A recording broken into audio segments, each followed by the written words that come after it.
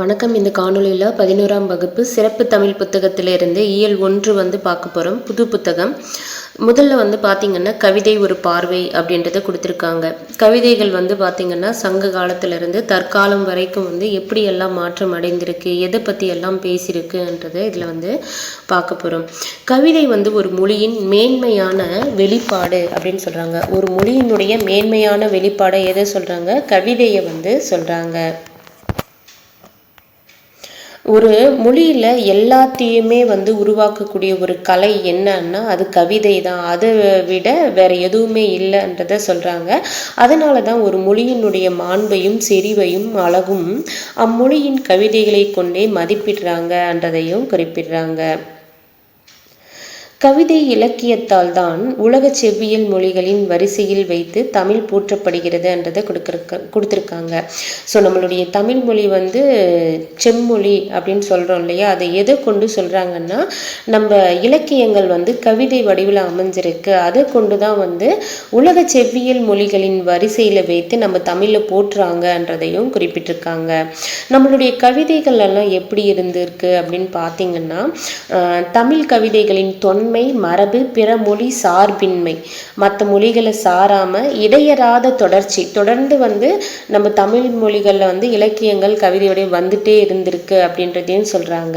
இதெல்லாமே ஒரு தனி சிறப்பு அப்படின்னாலும் இயற்கை சார்ந்த மக்கள் வாழ்வியலை கொண்ட கவிதைகள் தமிழில் தான் முதலில் எழுதப்பட்டனன்றதை சொல்றாங்க. இயற்கையா மக்கள் எப்படி இருக்காங்கன்றதை, இயற்கை சார்ந்த மக்கள் வாழ்வியலை கொண்ட கவிதைகள் எந்த மொழியில தான் முதல்ல எழுதியிருக்காங்கன்னா தமிழ்ல தான் எழுதியிருக்காங்க. ஸோ பாரதியார் நம்ம புது புத்தகத்திலையும் படிச்சிருப்போம் இல்லையா? பாரதியார், அதுக்கப்புறம் கம்பர், இவங்களுடைய கவிதைகள் எல்லாம் இயற்கை பெரிய அளவுக்கு பேசப்பட்டிருக்கோம் அப்படின்ட்டு. ஸோ நம்மளுடைய தமிழில் இருக்கக்கூடிய கவிதைகளே பார்த்திங்கன்னா இயற்கை சார்ந்த மக்கள் வாழ்வியலை கொண்ட கவிதைகளாக இருக்குன்றதை சொல்கிறாங்க.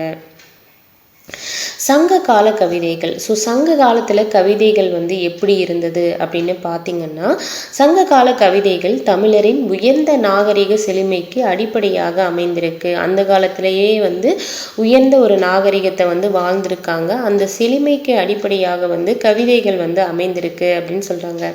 நம்மளுக்கு தெரியும் சங்ககால இலக்கியங்கள்னா அகம்புறம் அப்படின்னு பிரிச்சிருப்பாங்க அப்படின்ட்டு.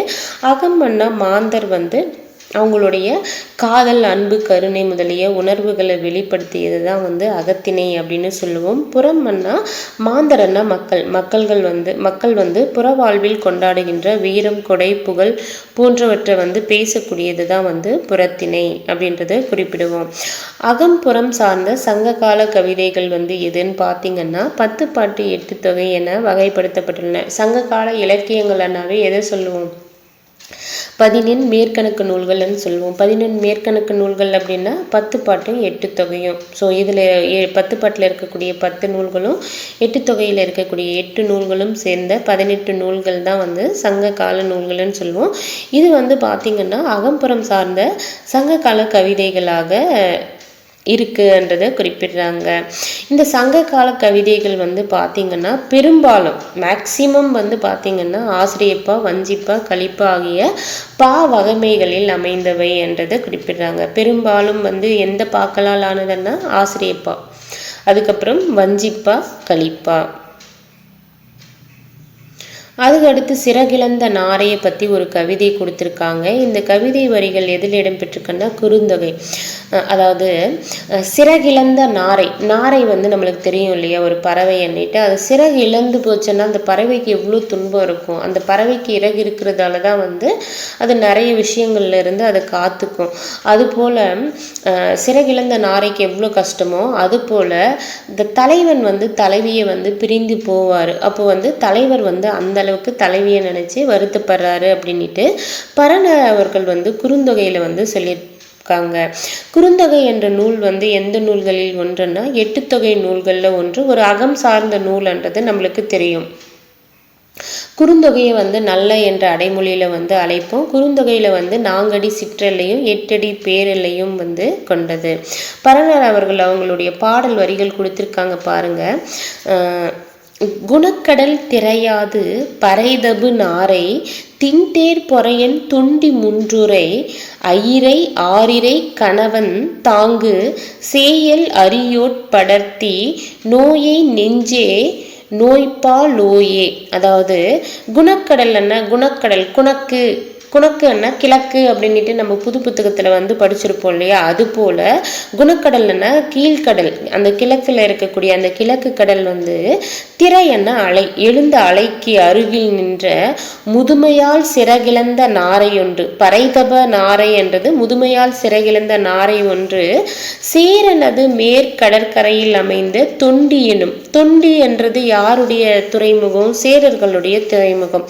அங்கே வந்து அமைந்து நகரில் உள்ள பெறற்கரியா உணவாகிய ஐயிரை மீனை, ஐயிரை ஆரிரை கணவன் தாங்கி ஐயிரை மீனை பெற வருந்தி இருந்தது.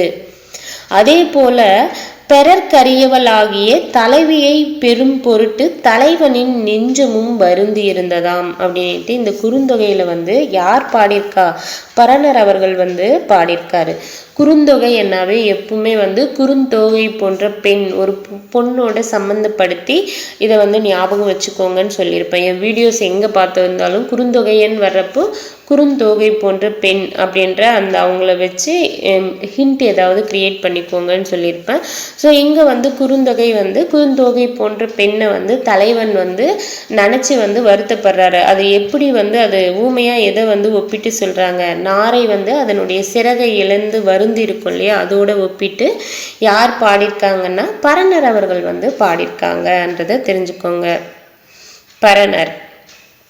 நீரும் நிலமும் 8 தொகையில் ஒன்றன்னா புறநானூற்றில் வந்து பார்த்திங்கன்னா பாண்டியன் தலையானங்கானத்து செருவென்று நெடுஞ்செழியனுக்கு குடப்புலவினார் அறிவுரை கூறுவதாக அமைந்த பாடல் தான் வந்து புறப்பாடல். புறப்பாடல் அன்னாலும் புறப்பாட்டு அன்னாலும் புறநானூறு தான். புறப்பாடல்னா இது புறநானூற்றில் வந்து இந்த வரிகளே வந்து பார்த்திங்கன்னா புது புத்தகத்தில் அப்படியே இருக்கும். அதுலேயும் வந்து பாண்டியன் நெடுஞ்செழியனுக்கு அறிவுரை கூறியதாக குடப்புலவினார் பாடியதன் இருக்கும். அதனால நம்ம இதை ஆல்ரெடி படித்த நூல் தான், அதனால டக்குன்னு ஒரு வாட்டி வாசித்து பார்த்துருங்க. இந்த லைன்ஸ் அப்படியே இருக்கும், இதோட அடிஷ்னலாகவும் சேர்த்திருப்பாங்க. ஒரு அரசன் வந்து நிலை பெற்று வாழணும்னா என்னன்னு பார்த்தீங்கன்னா நீர் வளம் தான் ரொம்ப முக்கியம்ன்றதை சொல்லியிருப்பாங்க. நீரின்று அமையா யாக்கைக்கு எல்லாம் உண்டி கொடுத்தோர் உயிர் கொடுத்தோரே உண்டி முதற்றே உணவின் பிண்டம் உணவெனப்படுவது நிலத்தோடு நீரே நீரும் நிலமும் புணரையோர் ஈண்டு உடம்பும் உயிரும் படித்திசைனோரே அப்படின்ட்டு யார் சொல்லியிருப்பா? குடப்புலவினார் வந்து புறநானூற்றில் வந்து பாண்டியன் நெடுஞ்செழியனுக்கு வந்து அறிவுரை வந்து சொல்லுவாங்க. நீரின்றி அமையா யாக்கைன்னா புறநானூறு, நீரின்றி அமையா உலகன்னு சொன்னா திருக்குறள். அது வந்து பார்த்துக்கோங்க. அடுத்து வந்து செகண்ட் லைன் பாருங்க, உண்டி கொடுத்தோர் உயிர் கொடுத்தோரே. இந்த இதே லைன் வந்து மணிமேகலையிலையும் இடம்பெற்றிருக்கும். உண்டி கொடுத்தோர் உயிர் கொடுத்தோரே என்ற அந்த லைனை வந்து அடிஷ்னலா இன்னொரு வாட்டி அண்டர்லைன் பண்ணிட்டு சைட்ல வந்து மணிமேகலை என்றதும் நோட் பண்ணிக்கோங்க. உண்டி கொடுத்தோர் உயிர் கொடுத்தோரே என்றது புறநானூற்றிலையும் இடம்பெற்றிருக்கும், மணிமேகலையிலையும் இடம்பெற்றிருக்கும். ஸோ இந்த பாடல் வரிகள் மூலயமா குடப்புலவினார் வந்து என்ன சொல்கிறாங்கன்னா பாண்டிய மன்னனுக்கு வந்து நீர்வளம் பெருக்க வந்து அறிவுரை வந்து சொல்கிறாங்க. இது வரைக்கும் ஒரு வாட்டி ரீகேப் மட்டும் பார்ப்போம் இந்த பேஜை. ஒரு மொழியின் மேன்மையான வெளிப்பாடு அன்னிட்டு எதை சொல்லுவோம்னா கவிதையை வந்து சொல்லுவோம். உலக செவ்வியல் மொழிகளின் வரிசையில் வந்து தமிழ் மொழி வந்து போற்றப்படுகிறது. எதனாலன்னா கவிதை இலக்கியத்தால் தான். கவிதை இலக்கியத்தால் தான். தமிழர்களுடைய கவிதைகள் எப்படி இருந்ததுன்னா இயற்கை சார்ந்த மக்கள் வாழ்வியலை கொண்ட கவிதைகளாக இருந்தது. இப்படி இயற்கை சார்ந்த மக்கள் வாழ்வியலை பேசக்கூடிய கவிதைகள் எந்த மொழியில முதல்ல இடம் பெற்றதுன்னா தமிழ் மொழியில தான். சங்ககால கவிதைகள் வந்து பார்த்தீங்கன்னா அகம்புறம் சார்ந்த கவிதைகளாக இருந்தது. சங்ககால இலக்கியங்கள் என்று எது சொல்லணும்னா 10 பாட்டு 8 தொகை. பெரும்பாலும் வந்து எந்த பாக்களால் அமைந்திருந்தது அப்படின்னு பார்த்தீங்கன்னா சங்ககால இலக்கியங்கள் வந்து ஆசிரியப்பா, வஞ்சிப்பா, கலிப்பா. குறுந்தொகை வந்து எந்த அடைமொழி பெற்று வரும்னா நல்ல என்ற அடைமொழி பெற்று வரும். 4 அடி சிற்றெல்லை 8 அடி பேரெல்லை கொண்டது. குணக்கடல் திரையது பறைதபு நாரை தின்தேர் பொறையன் தொண்டி முன்றுரை ஐயிரை ஆரிரை கணவன் தாங்கு சேயல் அரியோட் படர்த்தி நோயை நெஞ்சே நோய் பாலோயோ நெஞ்சே நோய் பாலோயே அப்படின்ற வரிகள் எந்த நூலில் இடம்பெற்றிருக்குன்னா குறுந்தொகை. யார் பாடியிருக்காங்கன்னா பரணர். பாண்டியன் தலையானங்கானத்து செறிவென்று நெடுஞ்செழியனுக்கு அறிவுரை கூறியிருங்க யாருன்னா குடப்புலவினார். அந்த பாடல் எதில் இடம்பெற்றிருக்குன்னா புறநானூற்றில் இடம்பெற்றிருக்கு. அந்த பாடல் என்னன்னு பார்த்தீங்கன்னா, நீரின்றி அமையா யாக்கைக்கு எல்லாம் உண்டி கொடுத்தோர் உயிர் கொடுத்தோரே உண்டி முதற்றே உணவின் பிண்டம் உணவனப்படுவது நிலத்தோடு நீரே நீரும் நிலமும் புணரியோர் ஈண்டு உடம்பும் உயிரும் படைத்திசீனோரே என்ற வரிகள் யாருடையதுன்னா குடப்புலவினார் புறநானூற்றில் இடம்பெற்றிருக்கு. இதில் என்ன சொல்கிறாங்க, நீர் தான் ஒரு மன்னனுடைய புகழ் நிலையாக நிற்கணும்னா நீர் தான் நீர் வளத்தை முதல்ல பெருக்கணும் அப்படின்ற மாதிரி பாண்டியன் நெடுஞ்செழியனுக்கு சொல்லியிருப்பாங்க. அதே நீரின்றி அமையா உலகுன்னா திருக்குறள். அடுத்து பாருங்க அறநிலை கவிதைகள். நம்மளுக்கு தெரியும் சங்க காலத்து, அதாவது சங்க இலக்கியங்களுக்கு அடுத்து அற இலக்கியங்கள். அற இலக்கியங்கள்னா 11 கீழ்கணக்கு நூல்கள். சங்கம் அறிவிய காலத்தில் எழுந்தது தான் இந்த 11. ஃபர்ஸ்ட்ல சங்க காலத்தில் எழுந்து 8 தொகை 10 பாட்டு. சங்கம் அறிவிய காலம்னா 11 கீழ்கணக்கு நூல்கள். வாழ்வியல் அறங்களை இது சொல்லி கொடுக்குது அப்படின்னுட்டும் இவை வெண்பா என்னும் யாப்பு வகைமையில் அமைந்தவை என்றதை குறிப்பிடுறாங்க. உலகளாவிய அறிஞர்களால் ஒப்பற்ற நூல் என ஏற்றுக்கொள்ளப்பட்ட திருக்குறள் கீழ்கணக்கு நூல்களில் குறிப்பிடத்தக்கது. ஸோ இந்த அறநூல்களிலே முதன்மையான நூல் 11 கீழ்கணக்கு நூல்களில் பார்த்தீங்கன்னா 11 நூல்கள் அறநூல்கள். அந்த 11 அறநூல்களில் முதன்மையான நூல் எதுன்னா திருக்குறள். ஸோ இந்த திருக்குறளை உலகளாவிய அறிஞர்கள் ஒப்பற்ற நூல் என ஏற்றுக்கொள்ளப்பட்டது என்றதை குறிப்பிட்டிருக்காங்க. அடுத்து காப்பிய கவிதைகள். காப்பிய கவிதைகள் நம்ம நிறைய படிச்சிருப்போம். என்ன படிச்சிருப்போம்னா, அதுக்கு முன்னாடி மன்னவர்களை பாடி தான் பாடல்கள் இலக்கியங்கள் எல்லாம் அமைந்தது. அந்த நிலைமை மாறி சாதாரண குடிமக்களை கவிதையினுடைய தலைவன் தலைவி அப்படின்ட்டு பாடுபொருளாக கொண்டு எழுதப்பட்டது தான் தமிழ் காப்பியங்கள். இதை காப்பிய கவிதைகள் அப்படின்னு சொல்றாங்க. மாந்தரன்னா மக்களுக்கு பார்த்தீங்கன்னா அறம்தான் நிலையானது என்பதை குறிக்கிற வகையில் மணிமேகலை காப்பியத்தில் கவிதை அமைஞ்சிருக்குன்னு சொல்கிறாங்க. அந்த மணிமேகலை காப்பியத்தில் அமைந்திருக்கக்கூடிய கவிதை என்னன்னு பார்த்தீங்கன்னா, ஸோ என்ன சொல்கிறாங்க, அறம் தான் நிலையானது, வேற எதுவுமே நிலை இல்லைன்னுட்டு எதில் சொல்கிறாங்க, மணிமேகலையில் சொல்கிறாங்க. ஸோ அதற்கான வரிகள் பார்த்தீங்கன்னா, இளமையும் நில்லா யாக்கையும் நில்லா. இளமையும் நிலையானது கிடையாது, யாக்கை என்ன உடம்பும் நிலையானது கிடையாது. வளவிய வான் பெரும் செல்வமும் நில்லா. வளமும் வான் பெரும் அளவுக்கு செல்வங்களும் நிலையானது கிடையாது. புத்தேல் உலகம் புதல்வரும் தாரார் மிக்க அறமே விழுத்துணை ஆவது.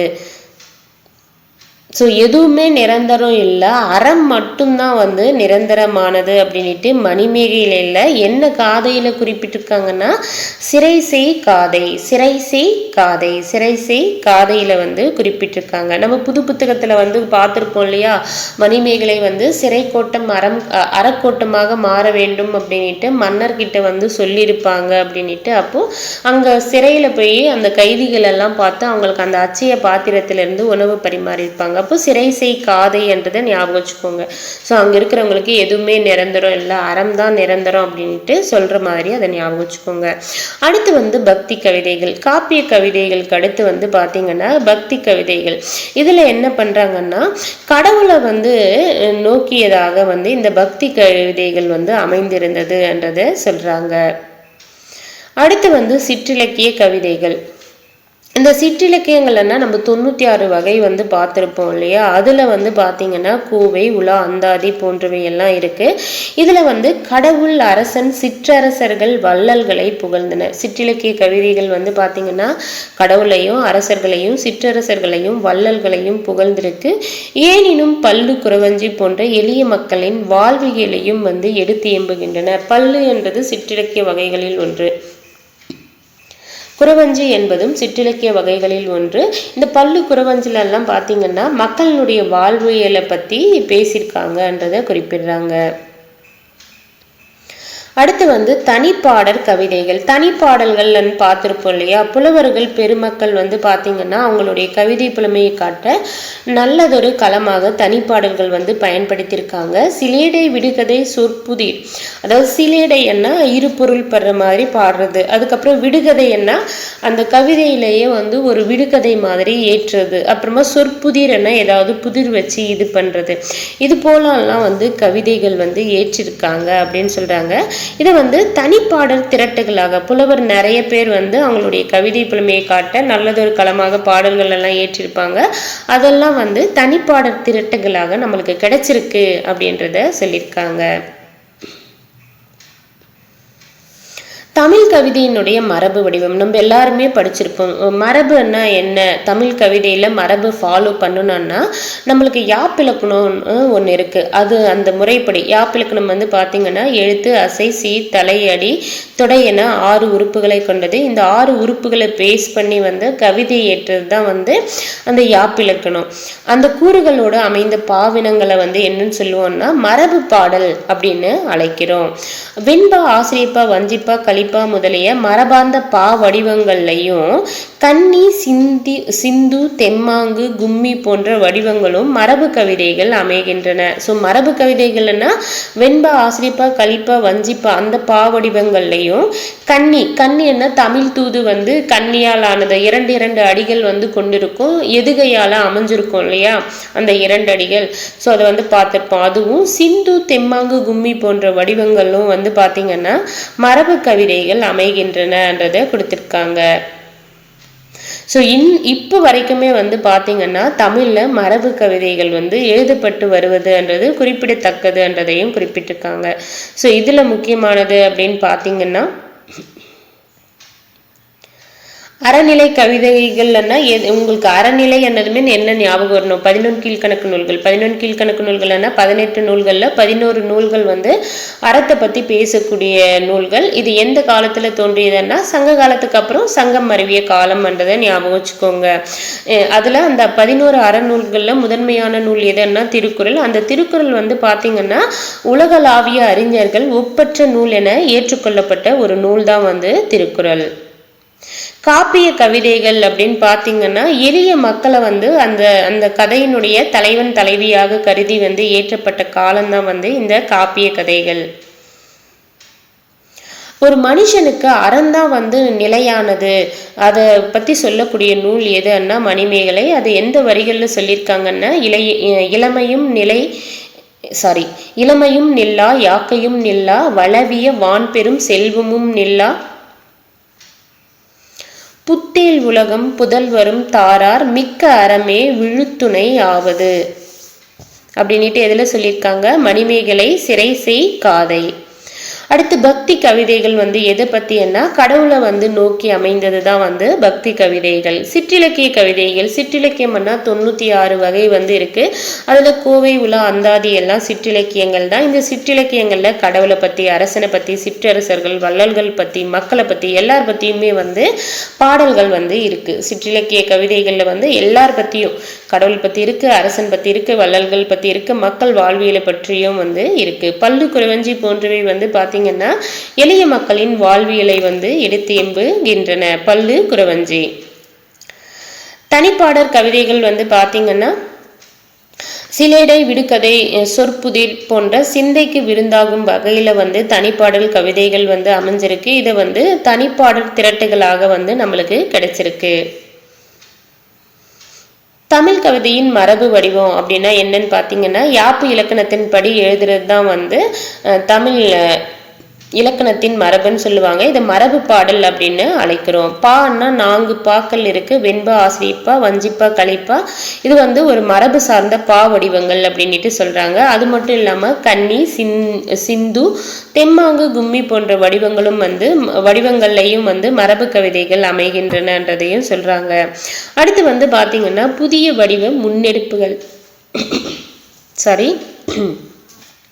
புதிய வடிவ முன்னெடுப்புகள்னா இப்போதான் புதுசாக வந்து வருது. என்ன வருது அப்படின்னு பார்த்தீங்கன்னா, காலத்திற்கு காலம் செய்யுள் வடிவில் மாற்றங்கள் வந்து நேரலாம். தமிழ் மொழி வளர்ச்சிக்கு இத்தகைய மாற்றங்கள் பயன்படுமானால் அவற்றை ஏற்றுக்கொள்வதில் தவறில்லை அப்படின்ட்டு தொல்காப்பியர் வந்து சொல்லியிருக்காங்க என்றதை குறிப்பிட்டிருக்காங்க. அந்த வரிகளும் கொடுத்திருக்காங்க பாருங்க. விரிந்தேதானும் புதுவது புனைந்த யாப்பின் மேற்றே. ஸோ நம்மளுக்கு இந்த வரிகள் புது புத்தகத்தில் கொடுத்ததோட கீழே இருக்கிற அந்த லைன் அப்படியே புது புத்தகத்தில் கொடுத்துருப்பாங்க. விருந்து என்பது புதுமை, விருந்தே புதுமை அப்படின்ட்டு கொடுத்துருப்பாங்க. நம்மளும் வந்து பார்த்தீங்கன்னா அது எப்படி ஞாபகம் வச்சுருக்கோம். இப்போ விருந்தன்னாவே என்ன தெரியுமா புதுமை, காப்பி கொடுத்துட்டு விருந்து முடிச்சுட்டுன்னு அமுச்சு விட்டுடுறாங்க. நம்மளுக்கு தெரிஞ்ச விருந்தன்னா கூப்பிட்டு நல்லா கறிச்சோறு போட்டு ஒரு 4-5 வெரைட்டியில் சாப்பாடு வச்சு பாயசத்தோட ஒரு நல்ல தடபுடலாக அனுப்புறது தான் விருந்துன்னு நம்மளுக்கு தெரியும். ஆனால் இப்போ வந்து பார்த்தீங்கன்னா விருந்தே புதுசுதான்ட்டு கூப்பிட்டு ஒரு காஃபியை மட்டும் கொடுத்து அனுப்பிடுறாங்க. காஃபி தொல்காப்பியம் அப்படின்னு படிச்சிருப்போம். ஸோ விருந்தே தானும் புதிதுன்னாவே புதுசாக இப்போ விருந்தன்னா காஃபி கொடுத்து அனுப்புறது தான் காஃபி தொல்காப்பியம் அப்படின்ற மாதிரி அதை ஞாபகம் வச்சுக்கோங்க. ஸோ தொல்காப்பியரே சொல்லிட்டாரு, அந்த காலத்துக்கு ஏற்ற மாதிரி வந்து புதுசாக வந்து வரும்போது அதை ஏற்றுக்கணும் அப்படின்ட்டு சொல்லியிருக்காரு. 19ஆம் நூற்றாண்டு 20ஆம் நூற்றாண்டில் வந்து பார்த்திங்கன்னா உலக அளவில் வந்து இலக்கியங்கள் மறுமலர்ச்சியின் காரணமாக கவிதைகளில் வந்து பாடுபொருள்களில் மாற்றம் ஏற்பட்டது அப்படின்றத சொல்கிறாங்க. அப்படி தான் வந்து அந்த 19ஆம் நூற்றாண்டில் இறுதியிலையும் 20ஆம் நூற்றாண்டின் தொடக்கத்திலையும் வந்து பார்த்திங்கன்னா நிறைய மாற்றங்கள் ஏற்பட்டு புதுக்கவிதை, ஹைக்கூ,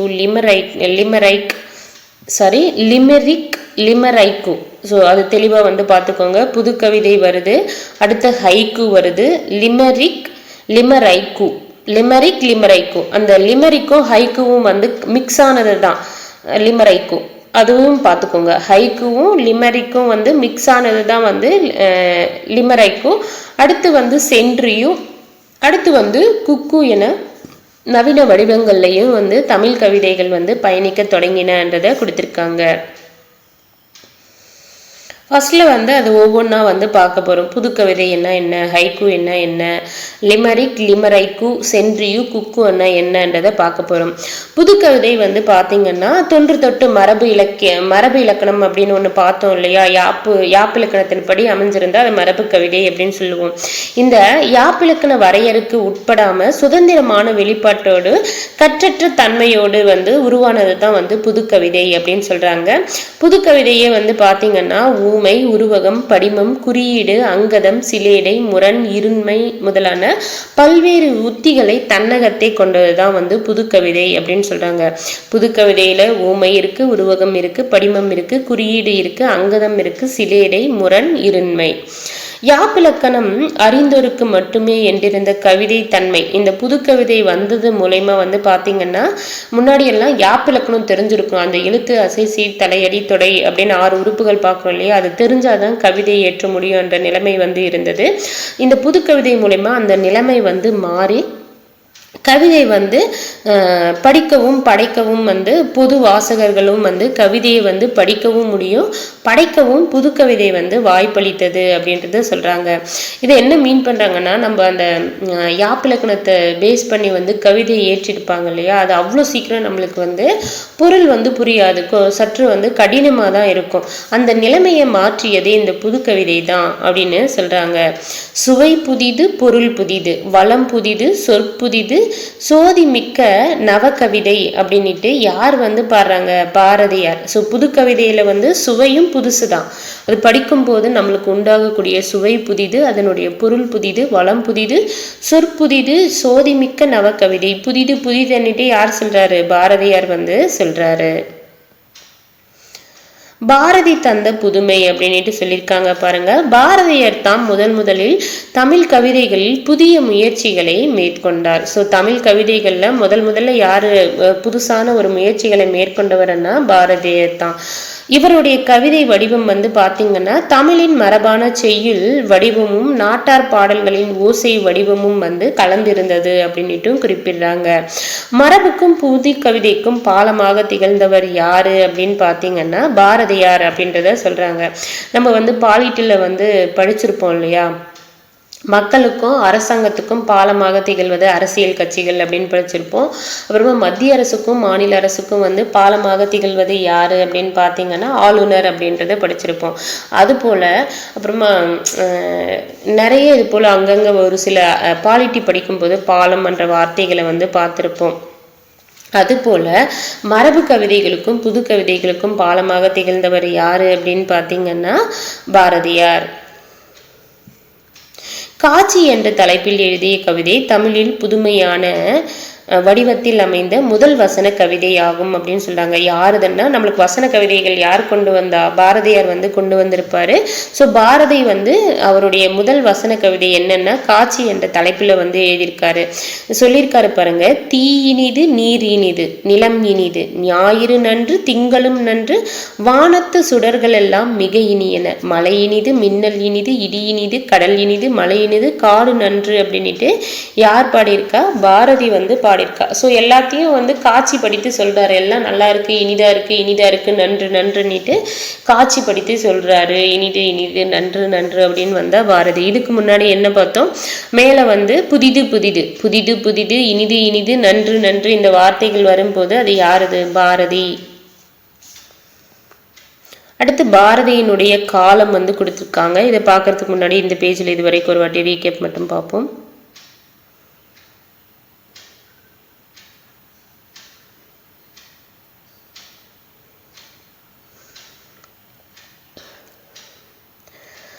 விருந்தே தானும் புதிது புனைந்த யாப்பின் மேற்றே அப்படின்ட்டு எதில் சொல்லியிருக்காங்க? தொல்காப்பியத்தில் வந்து சொல்லியிருக்காங்க. விருந்து என்பது புதுமைன்னுட்டு சொல்ல வர்றாங்க. யாரு? தொல்காப்பியர். தொல்காப்பியத்தில் சொல்லியிருக்காங்க. புது கவிதை. ஸோ அதுக்கப்புறம் நவீன கவிதைகளுக்கு அடுத்து, அதாவது நவீன கவிதைகளாக எது எது இருக்குன்னா புது கவிதை, ஹைக்கு, லிமரிக், லிமரைக்கு, சென்றியு, ஹைக்கு என நவீன வடிவங்களில் தமிழ் கவிதைகள் வந்து தொடங்குதுன்றதை குறிப்பிடுறாங்க.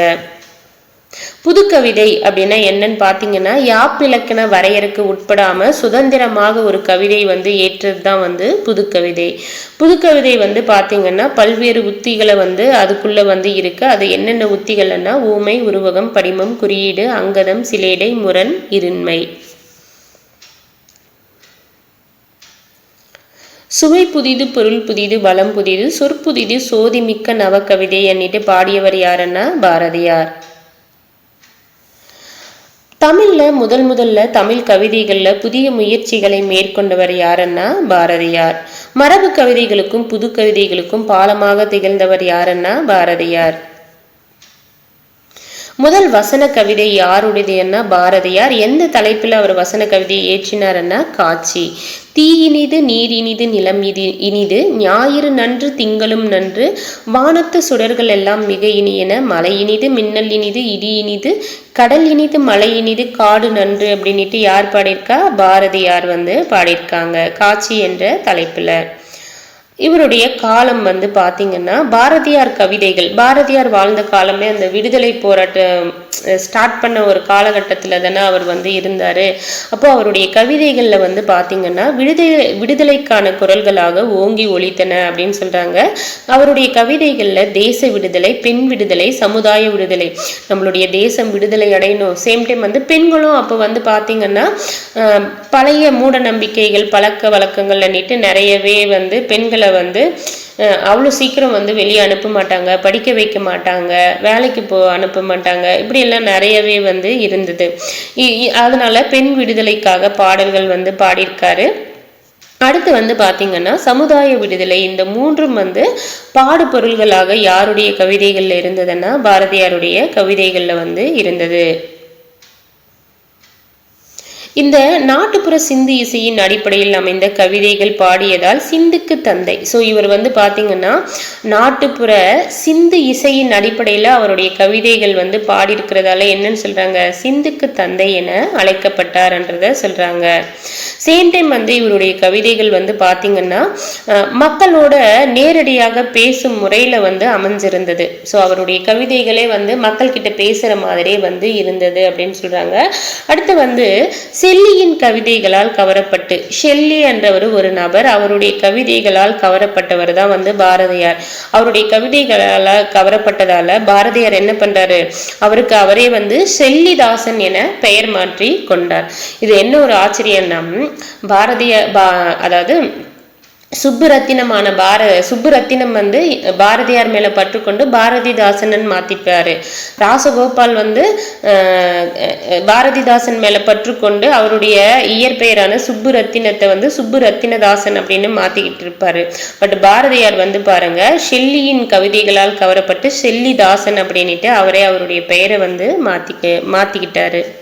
ஸோ எல்லாரும் வந்து அவங்களுக்கு முன்னாடி யாரால கவரப்பட்டாங்களோ அவங்களுடைய ஈர்ப்பில் வந்து பேரை வந்து மாற்றிருக்காங்க. பாரதிதாசன் காலம். ஸோ பாரதியார் வந்து ஃபர்ஸ்ட்ல பார்த்துட்டோம். பாரதிதாசன் வந்து காலம், அவருடைய இது வந்து பார்த்தீங்கன்னா, பாரதியின் கவிதா மண்டலத்தை சேர்ந்தவர் என்று பாரதியாரால் முன்மொழியப்பட்டவர் தான் வந்து பாரதிதாசன். ஸோ பாரதியார் வாழ்ந்த காலத்தில் இவங்க 2 பேரும் மீட் பண்ணவும் செஞ்சுருக்காங்க, பாரதியாரும் பாரதிதாசனும்.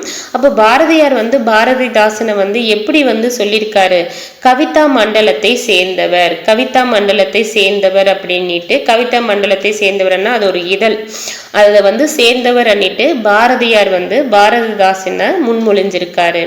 ஜாதி ஒழிப்பு, பெண் விடுதலை, தமிழ் வளர்ச்சி, மூட பழக்க வழக்கங்களை ஒழித்தல் முதலான கருத்துக்களுக்கு முக்கியத்துவம் கொடுத்தவர் தான் வந்து பாரதிதாசன். ஸோ பாரதிதாசன் வந்து பார்த்தீங்கன்னா பெரியாருடைய அவருடைய கொள்கைகளால் நிறையவே கவரப்பட்டிருப்பாரு. ஸோ ஜாதி ஒழிப்பு, பெண் விடுதலை, தமிழ் வளர்ச்சி, மூட பழக்க வழக்கங்கள் ஒழித்தல் எல்லாம் வந்து பெரியாருடைய கொள்கைகளும் தான். ஸோ இந்த இதில் தான் வந்து பார்த்தீங்கன்னா இந்த கருத்துக்களுக்கெல்லாம் வந்து பாரதிதாசன் வந்து முக்கியத்துவம் கொடுத்து அவருடைய கவிதைகள் எல்லாம் வந்து படைச்சிருப்பாரு. அடுத்து வந்து பாருங்க, புவியை நடத்து பொதுவில் நடத்தன்னு ஹைலைட் பண்ணியிருக்கேன் இல்லையா, அதுக்கு முன்னாடி இருக்கக்கூடிய லைனையும் ஹைலைட் பண்ணிக்கோங்க. எல்லாரும் எல்லாமும் பெற வேண்டும், புவியை நடத்து பொதுவில் நடத்து அப்படின்னு சொன்னவர் யாருன்னா பாரதிதாசன். ரொம்ப முக்கியம். அதுக்கு முன்னாடி லைன் வந்து ஹைலைட் பண்ணிக்கோங்க, நான் விட்டுருக்கேன். எல்லாரும் எல்லாமும் பெற வேண்டும், புவியை நடத்து பொதுவில் நடத்தன்னு யார் சொல்றாங்க, பாரதிதாசன் அவர்கள் வந்து சொல்றாங்க. போன்ற பொது உடைமை கருத்துக்களையும் மக்களாட்சி தத்துவங்களையும் அவருடைய பாடல்கள் வந்து வலியுறுத்தின. யாருடைய பாடல்கள், பாரதிதாசனுடைய பாடல்கள் வந்து வலியுறுத்தினன்றத சொல்றாங்க. மக்கள் இலக்கிய வடிவங்கள் என்னன்னு பார்த்தீங்கன்னா, கும்மி, தெம்மாங்கு, ஏற்றப்பாட்டு போன்ற வடிவங்கள்லையும் வந்து பாரதியார் கவிதைகள் ஏற்றிருக்காங்கன்றத சொல்றாங்க. சமூகத்தில் ஏழை பணக்காரன் என்ற ஏற்றத்தாழ்வு இருக்கக்கூடாது அப்படின்னு யார் சொல்றாரு, பாரதிதாசன். ஸோ இங்கே என்ன வந்து சொல்றாரு, எல்லாமே பெறணும். மனுஷங்க இப்போ நம்ம நாட்டில் இருக்காங்கன்னா எல்லாருக்கும் எல்லாமே வந்து கிடைக்கணும், புவியை நடத்து பொதுவில் நடத்தன்னு பாரதிதாசன் வந்து சொல்றாரு. அடுத்து என்ன சொல்றாரு, நம்மளுடைய சமூகத்துல ஏழை பணக்காரன் என்ற ஏற்றத்தாழ்வு இருக்கக்கூடாது அப்படின்ட்டு யார் சொல்றாரு, பாரதிதாசன் வந்து சொல்றாரு. அதுக்கு கீழே வரிகள் வந்து கொடுத்திருக்காங்க பாருங்க. ஓடப்பராயிருக்கும் ஏழையப்பர் உதயப்பர் ஆகிவிட்டால், ஓடப்பராய் இருக்கும் ஏழையப்பர்னா ஒண்ணுமே இல்லாம வந்து இருப்பாங்க இல்லையா, செல்வம் இல்லாம இருப்பாங்க இல்லையா, அவங்க ஏழையப்பர். உதயப்பர் ஆகிவிட்டால் ஓர் நொடிக்குள், உதயப்பர்னா எல்லாமே செல்வங்கள் எல்லாம் கிடைச்சிருது. உதயப்பர் ஆகிவிட்டால் ஓர் நொடிக்குள் ஓடப்பர் உயரப்பர் எல்லாம் மாறி, ஓடப்பர்னா பொருள் இருக்கிறவங்க இல்லாதவங்க எல்லாமே மாறி ஒப்பப்பர் ஆகிவிடுவார் உணரப்பா நீ. ஸோ அந்த ஒரு நொடிக்குள்ள எப்படி வேணா மாறலாம், அதை வந்து தெரிஞ்சுக்கோங்க உணரப்பா நீ அப்படின்னு பாடல் வரிகளை வந்து ஏற்றிருக்காங்க. ஓடப்பராய் இருக்கும் ஏழையப்பர் உதயப்பர் ஆகிவிட்டால் ஓர் நொடிக்குள் ஓடப்பர் உயரப்பர் எல்லாம் மாறி ஒப்பப்பர் ஆகிவிடுவார் உணரப்பா நீ அப்படின்ற பாடல் வரிகளை யார் ஏற்றிருக்கா, பாரதிதாசன். பாரதிதாசன் வந்து பாத்தீங்கன்னா தன்மொழி பாரதிதாசன் வந்து தன்மொழி தன்னாடு தன் மக்கள் என பாடியதால் ரஷ்ய கவிஞரான ரசூல் கம்சதேவ் என்பவரோடு ஒப்பிடப்படுகிறார் என்றதை கொடுத்திருக்காங்க. ஸோ பாரதியாருடைய கவிதைகள்ல வந்து பாத்தீங்கன்னா என்னுடைய மொழி, என் நாடு, என் மக்கள், தன்னாடு, தன்மொழி என்று பாடியதால ரஷ்ய கவிஞரான ரசூல் கம்சதேவோட யார் ஒப்பிடப்படுகிறார்னா பாரதிதாசன் வந்து ஒப்பிடப்படுகிறார். பாரதிதாசனை பின்பற்றி எழுதிய வாணிதாசன், முடியரசன், சுரதா போன்றோர் பாரதிதாசன் பரம்பரை கவிஞர்கள் அப்படின்னு சொல்றாங்க. பாரதிதாசனுடைய பரம்பரை கவிஞர்கள் யாருன்னா வாணிதாசன், முடியரசன், சுரதா. சுரதா தான் வந்து என்னவா சுப்புரத்தினதாசனுடைய சுருக்கம் தான் சுரதா. அப்போ அதுலேயும் தாசன் வருது, அடிஷ்னலாக முடியரசன் வர்றாரு, அதையும் பார்த்துக்கோங்க. முடியரசன் போன்றோர் வந்து பாரதிதாசன் பரம்பரை கவிஞர்கள். பாரதிதாசனை வந்து பார்த்திங்கன்னா தமிழ்நாட்டின் ரசூல் கம்சதேவ் அப்படின்னே சொல்லுவாங்க. அதை வேணுமென்னா சைடில் நோட் பண்ணிக்கோங்க. தமிழ்நாட்டின் ரசூல் கம்சதேவ் பண்ணிட்டு யாரை சொல்லுவாங்க? பாரதிதாசனை வந்து சொல்லுவாங்க. அடுத்து வந்து பார்த்திங்கன்னா மணிக்கொடி காலம். பாரதியாரை தொடர்ந்து தமிழில் வந்து பல்வேறு கவிஞர்கள் வந்து புதுக்கவிதையை வந்து எழுதினாங்க. புதுக்கவிதை முன்னோடிகளாக இருந்தவங்க யார் அப்படின்னு பார்த்தீங்கன்னா நான் பிச்சமூர்த்தி. நம்மளுக்கு வந்து தெரியும்ல, புதுக்கவிதையின் தந்தை. புதுக்கவிதையை வந்து இன்ட்ரடியூஸ் பண்ணவர் பாரதியார். பட் புதுக்கவிதையின் தந்தை என்ன யார் அழைக்கிறோம்? நான் பிச்சமூர்த்தி அவர்களை வந்து அழைக்கிறோம். கூப்பா ராசகோபாலன், அதுக்கப்புறம் வந்து பார்த்திங்கன்னா கானா சுப்பிரமணியன், புதுமை பித்தன் போன்றோர் வந்து பார்த்திங்கன்னா மணிக்கொடி இதழில் புதுக்கவிதைகளை வந்து எழுதியிருக்காங்க. ஸோ புதுமை பித்தன், நான் பிச்சமூர்த்தி, கூப்பா ராஜகோபாலன், கி ராஜநாராயணுக்கான முன்னோடி கரிசல் எழுத்தாளர்களில் வந்து முன்னோடியானவர் யாருன்னா கூப்பா ராஜகோபாலன்ன்றதை படிச்சிருப்போம். ஸோ அவரும் கானா சுப்பிரமணியன் போன்றோர் வந்து பார்த்திங்கன்னா புது கவிதைகளை வந்து எதில் எழுதியிருக்காங்க? மணிக்கொடியில் வந்து மணிக்கொடி என்றது ஒரு இதழ், அதில் வந்து எழுதியிருக்காங்க. புதுக்கவிதையின் தந்தை யாருன்னா நான் பிச்சமூர்த்தி. இந்த காலகட்டத்தில் இந்த மணிக்கொடி காலம், அந்த மணிக்கொடி இதழ் அந்த காலகட்டத்திலே வந்து பார்த்திங்கன்னா கிராம ஊழியன், காலமோகினி ஆகிய இதழ்களும் வந்து வசன கவிதைகளை வந்து வெளியிட்டிருக்கு. ஸோ மணிக்கொடி அதுக்கப்புறம் வந்து பார்த்திங்கன்னா கிராம ஊழியன், காலமோகினி ஆகிய இதழ்களும் வந்து இந்த காலகட்டத்தில் வெளிவந்திருக்கு. அதுக்கப்புறம் தான் வந்து எழுத்து என்ற இதழ் வந்து வருது. எழுத்து என்ற இதழை யார் தொடங்கியிருப்பா? சிசு செல்லப்பா அவர்கள் வந்து எழுத்து இதழை வந்து தொடங்கியிருப்பாரு. புதுக்கவிதையின் சோதனை முயற்சிகள் வந்து இந்த இதழில் வெளியிடப்பட்டதுன்றதை சொல்கிறாங்க. அடுத்து வந்து பார்த்திங்கன்னா பெட்டிக்கடை நாரணன், விஞ்ஞானி போன்ற கவிதைகளை வந்து நான் பிச்சமூர்த்தி அவர்கள் வந்து இந்த இதழில் வந்து வெளியிட்டிருக்காரு. பெட்டிக்கடை நாரணன், விஞ்ஞானி போன்ற கவிதைகள் யாருடையதுன்னா நான் பிச்சமூர்த்தி. பெட்டிக்கடை நாரணன், விஞ்ஞானி. ஸோ விஞ்ஞானி வந்து பார்த்திங்கன்னா விஞ்ஞானியாக வந்து ஆயிருக்கணும். இப்போ வந்து பிச்சை எடுக்கிற நிலைமை வந்து வந்துட்டு பெட்டிக்கடை முன்னாடி கூட நாங்கள் பிச்சை எடுத்துட்ருக்கோம் அப்படின்ற மாதிரி அவரோட வந்து தொடர்பு படுத்தி ஏதாவது ஒரு ஹிண்ட்டை வச்சு படிச்சுக்கோங்க. எழுத்து இதழை தொடங்கியவர் யாரு? சிசு செல்லப்பா. இது புது புத்தகத்திலேயே வந்து நம்ம படிச்சிருப்போம். எழுத்து இதழ் வந்து புதிய கவிஞர்களுடைய கவிதைகளுக்கு வந்து களம் அமைத்து கொடுத்தது அப்படின்றத சொல்றாங்க. இந்த எழுத்து இதழில் வந்து எழுதியவங்க வந்து பார்த்தீங்கன்னா மயன் சிட்டி, வள்ளிக்கண்ணன், வேணுகோபாலன், டி.கே. துரைசாமி அண்ணா நகுலன், தருமு சிவராமு அண்ணா பிரமிழ், சி மணி, சுந்தர ராமசாமி அண்ணா பசுவையாவை வந்து வேற அவருடைய இயற்பெயர் வந்து பார்த்தீங்கன்னா சுந்தர ராமசாமி. அப்புறமா எஸ் வைத்தீஸ்வரன் போன்றோர் வந்து எழுத்து இதழில் வந்து எழுதியிருக்காங்கன்றத சொல்கிறாங்க. ஸோ மயன் சிட்டி, வள்ளிக்கண்ணன் அதுவும் வந்து ஹைலைட் பண்ணிக்கோங்க. நீங்கள் எப்போ இந்த பாடத்தை வாசித்தாலும் அந்த பேரெல்லாம் ஒரு வாட்டி வாசிச்சிருங்க. அந்த மயன்ல இருந்து ஹைலைட் பண்ணிக்கோங்க. மயன் சிட்டி, வள்ளிக்கண்ணன், வேணுகோபால். மயன் சிட்டி, வள்ளிக்கண்ணன், வேணுகோபால், துரைசாமி என்ற நகுலனும், தர்மு சிவராமு என்ற பிரமிழும், சி முனியும், சுந்தர ராமசாமி என்ற பசுவையாவும், எஸ் வைத்தீஸ்வரன் போன்றோர் வந்து எந்த இதழில் எழுதியிருக்காங்க? எழுத்து இதழில் வந்து எழுதியிருக்காங்க. இந்த காலத்துல தான் வந்து பார்த்தீங்கன்னா தமிழில் புதுக்கவிதை தொகுப்பாக புதுக்குறள்கள் என்னும் நூல் வந்து வெளிவந்ததுன்றதை சொல்றாங்க.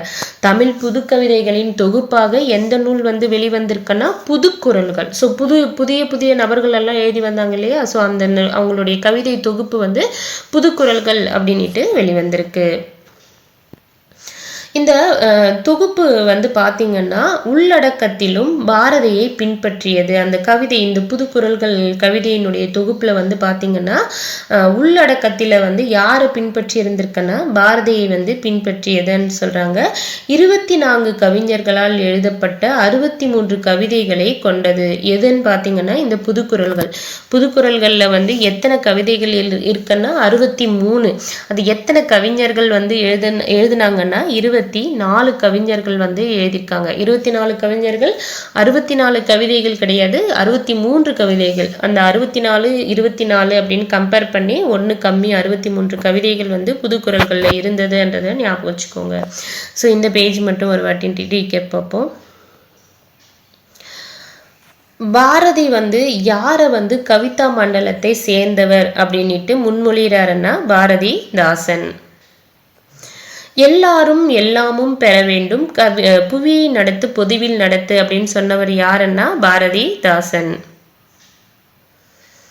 சமூகத்தில் ஏழை பணக்காரன் என்ற ஏற்றத்தாழ்வு இருக்கக்கூடாதுன்னு சொன்னவர் யாருன்னா பாரதிதாசன். ஓடப்பராய் இருக்கும் ஏழையப்பர் உதயப்பர் ஆகிவிட்டால் ஓர் நொடிக்குள் ஓடப்பர் உயிரப்பர் எல்லாம் மாறி ஒப்பப்பர் ஆகிவிடுவார் உணரப்பா நீ அப்படின்னு யார் எழுதியிருப்பா? பாரதிதாசன். பாரதிதாசன் வந்து யாரை போல தன்மொழி தன்னாடு தன் மக்கள் அப்படின்னு பாடினாரு அப்படின்னு பார்த்தீங்கன்னா ரஷ்ய கவிஞரான ரசூல் கம்சதேவ் அப்படின்னு அவரை போல வந்து பாடியிருப்பாரு. சேம் டைம் வந்து பாரதிதாசனை என்ன சொல்லுவாங்க? தமிழ்நாட்டின் ரசூல் கம்சதேவ் அப்படின்னு ஒப்பிடுறாங்க. பாரதிதாசனை பின்பற்றி எழுதியவங்க யார் யார் அப்படின்னு பார்த்தீங்கன்னா அது பாரதிதாசன் பரம்பரை கவிஞர்கள் அப்படின்னு சொல்லுவோம்.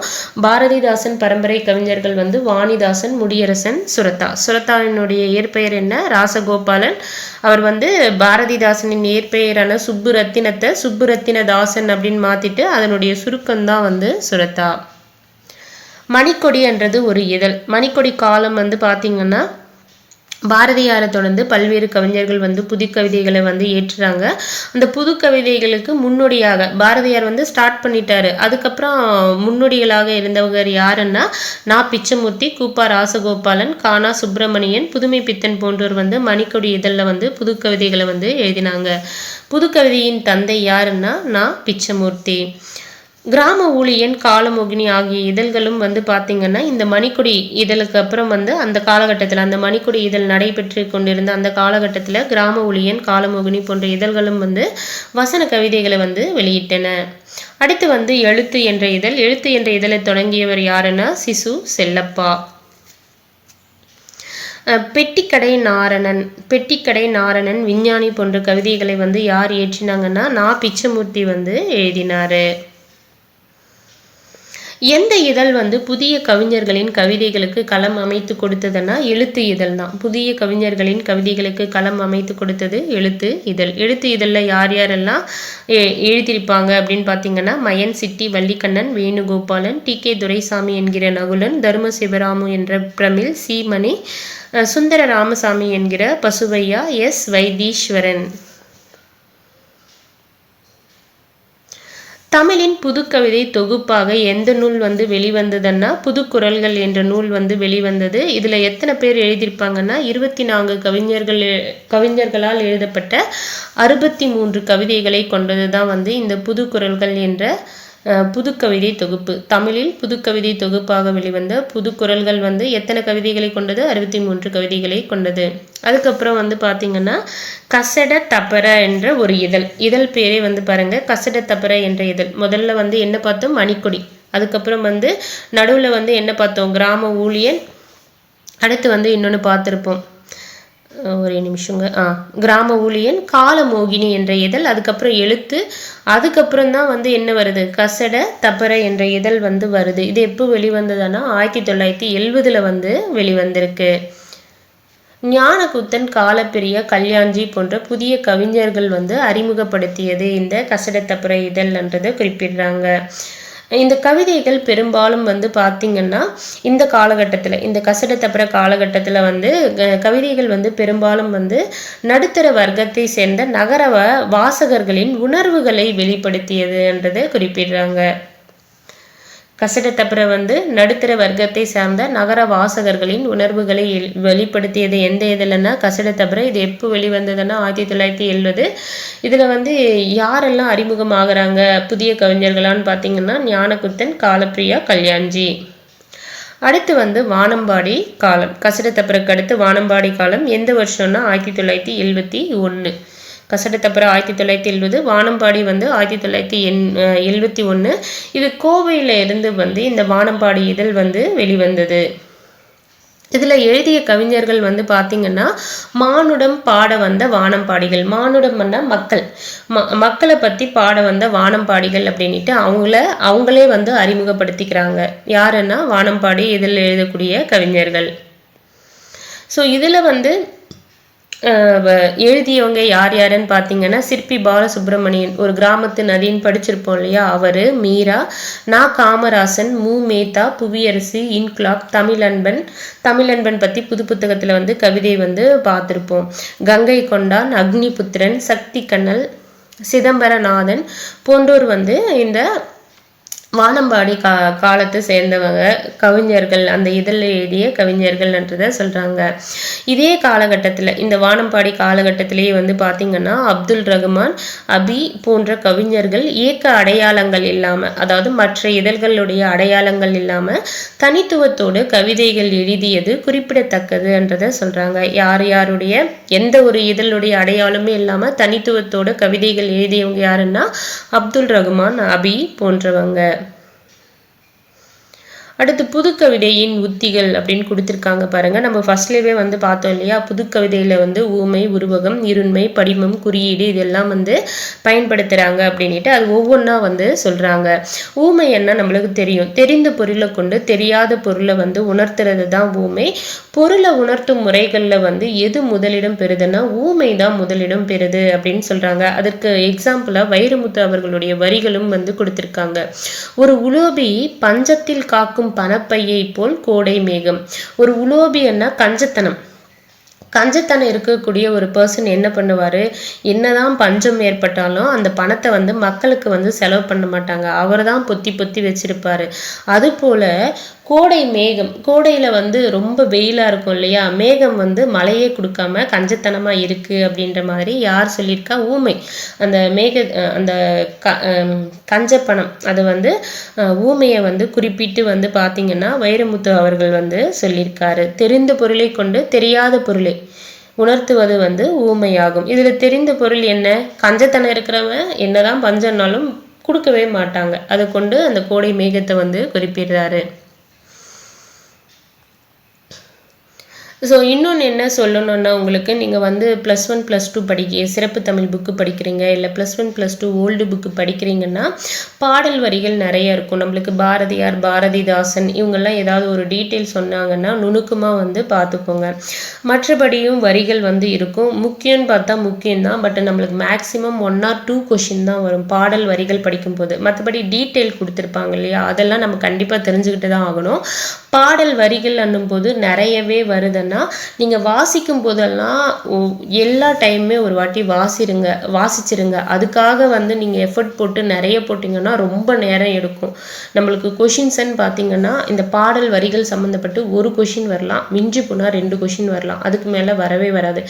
ஆனால் நீங்கள் இதுக்கு போட வேண்டிய எஃபர்ட் வந்து பார்த்தீங்கன்னா ரொம்பவே அதிகமாக இருக்கும். நீங்கள் அதுக்கு பதிலாக இது நீங்கள் வாசிக்கும் போதெல்லாம் முடிஞ்ச அளவுக்கு புரிஞ்சுட்டு வாசித்து பாருங்கள், இல்லைன்னா ஒரு வாட்டி வாசித்து விட்டுருங்க.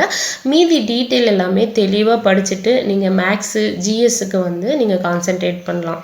தமிழ் ரொம்பவே முக்கியம்தான், பட் நீங்கள் சிறப்பு தமிழ் அப்புறமா வந்து old book 11th 12th old புக்குன்னு போகும்போது நீங்கள் இந்த 11th 12th ஓல்டு புக்குக்கும் சிறப்பு தமிழுக்கு மட்டும் இதை பார்த்துக்கோங்க. அடுத்து வந்து பார்த்திங்கன்னா உருவகம். ஊமையும் பொருளும் வேறு வேறல்ல, ஒன்றே என கருதுமாறு செறிவுற அமைவது தான் வந்து உருவகமாகும். நம்மளுக்கு தெரியும் இல்லையா, உருவகம்னா ஊமையும் பொருளும் வேறில்லை, ஒன்றுன்னு சொல்கிறது தான் வந்து உருவகம். உருவகத்துக்கு வந்து பார்த்துக்கோங்க. புது கவிதைகளின் தந்தை யாரு, நா பிச்சுமூர்த்தி. அவருடைய வரிகளை வந்து கொடுத்துருக்காங்க. வாழ்க்கையும் காவிரி, வாழ்க்கை வந்து எப்படி இருக்காங்க, காவிரியா இருக்கு அப்படின்னு சொல்றாங்க. அதில் எங்கும் கிளிக்கூண்டு, வார்த்தையே மணல், ஓசையே ஜலம், என் தீராத வேட்கையே குவிக்கும் விரல்கள், பட்டென்னும் கூண்டொன்று அமைத்தேன், அழகென்னும் கிளியை அழைத்தேன், ஆரெங்கும் கிளிக்கூண்டு கட்டுவேன், அழகினை அழைப்பேன் நான் என்னாலும் அப்படின்ட்டு உருவகமாக வந்து கவிதை வரிகளை யார் ஏற்றிருக்கா, நான் பிச்சமூர்த்தி. படிமம்னா அதனுடைய பொருள் என்னன்னு பார்த்தீங்கன்னா இமேஜ். அதாவது படிமம் என்றது ஊமை, உருவகம் என்பன மேன்மேலும் இறுகிய நிலையில்தான் படிமம் தோன்றுகிறது அப்படின்னு சொல்கிறாங்க. சேம் டைம் வந்து இந்த படிமம் அமைந்த கவிதைகளில் வந்து ஒரு அகக்காட்சி விளங்கும்னா அதை படிக்கிறப்பவே வந்து ஒரு கற்பனை கலைந்த ஒரு ஓவியம் இமேஜ் வந்து நம்மளுக்கு தோன்றும்படி இருக்கிறது தான் வந்து படிமம் அப்படின்னு சொல்கிறாங்க. பிரமிழ் அவர்கள் வந்து பார்த்தோம் இல்லையா, பிரமிழ்னா மேலே அவருடைய பெயர் என்னன்னு பார்த்தோம், தர்ம சிவராமுன்றவர் தான் பிரமிழ். அவர் இயற்றிய ஒரு கவிதை கொடுத்திருக்காங்க. விடிவு என்ற தலைப்பின் கீழே பூமி தோளில் அழகு தேமல் கதிர்கள் கமழ்ந்து விரியும் பூ இருளின் சிறகை தின்னும் கிருமி வெளிச்ச சிறகில் மிதக்கும் குருவி அப்படின்றத வந்து ஏற்றிருக்காரு. அடுத்து வந்து பார்த்தீங்கன்னா குறியீடு. இந்த குருவி, கிருமி, பருதி, கதிர்கள், அழகு தேமல், கதிர்கள் கமழ்ந்து விரியும் அப்படின்னு எல்லாம் வந்ததுன்னா அந்த ஒரு சில வார்த்தைகளை வச்சு அது பிரமிழுடையதுன்றதை ஞாபகம் வச்சுக்கோங்க. அடுத்து வந்து பாருங்க குறியீடு.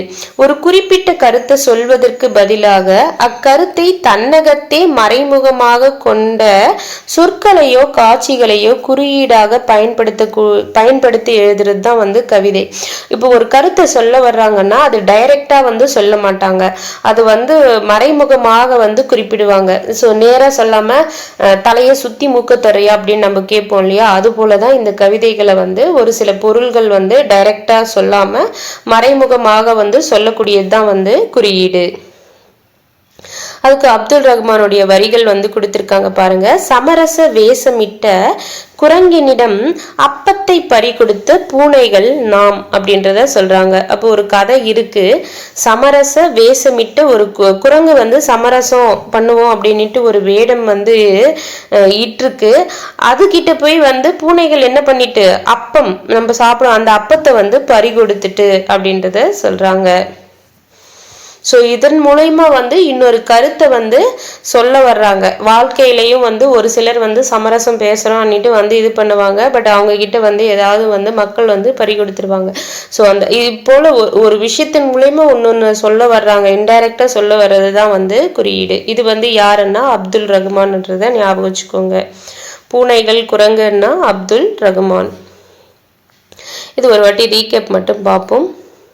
கசட தப்புற இதழினுடைய காலம் எப்போன்னா 1970.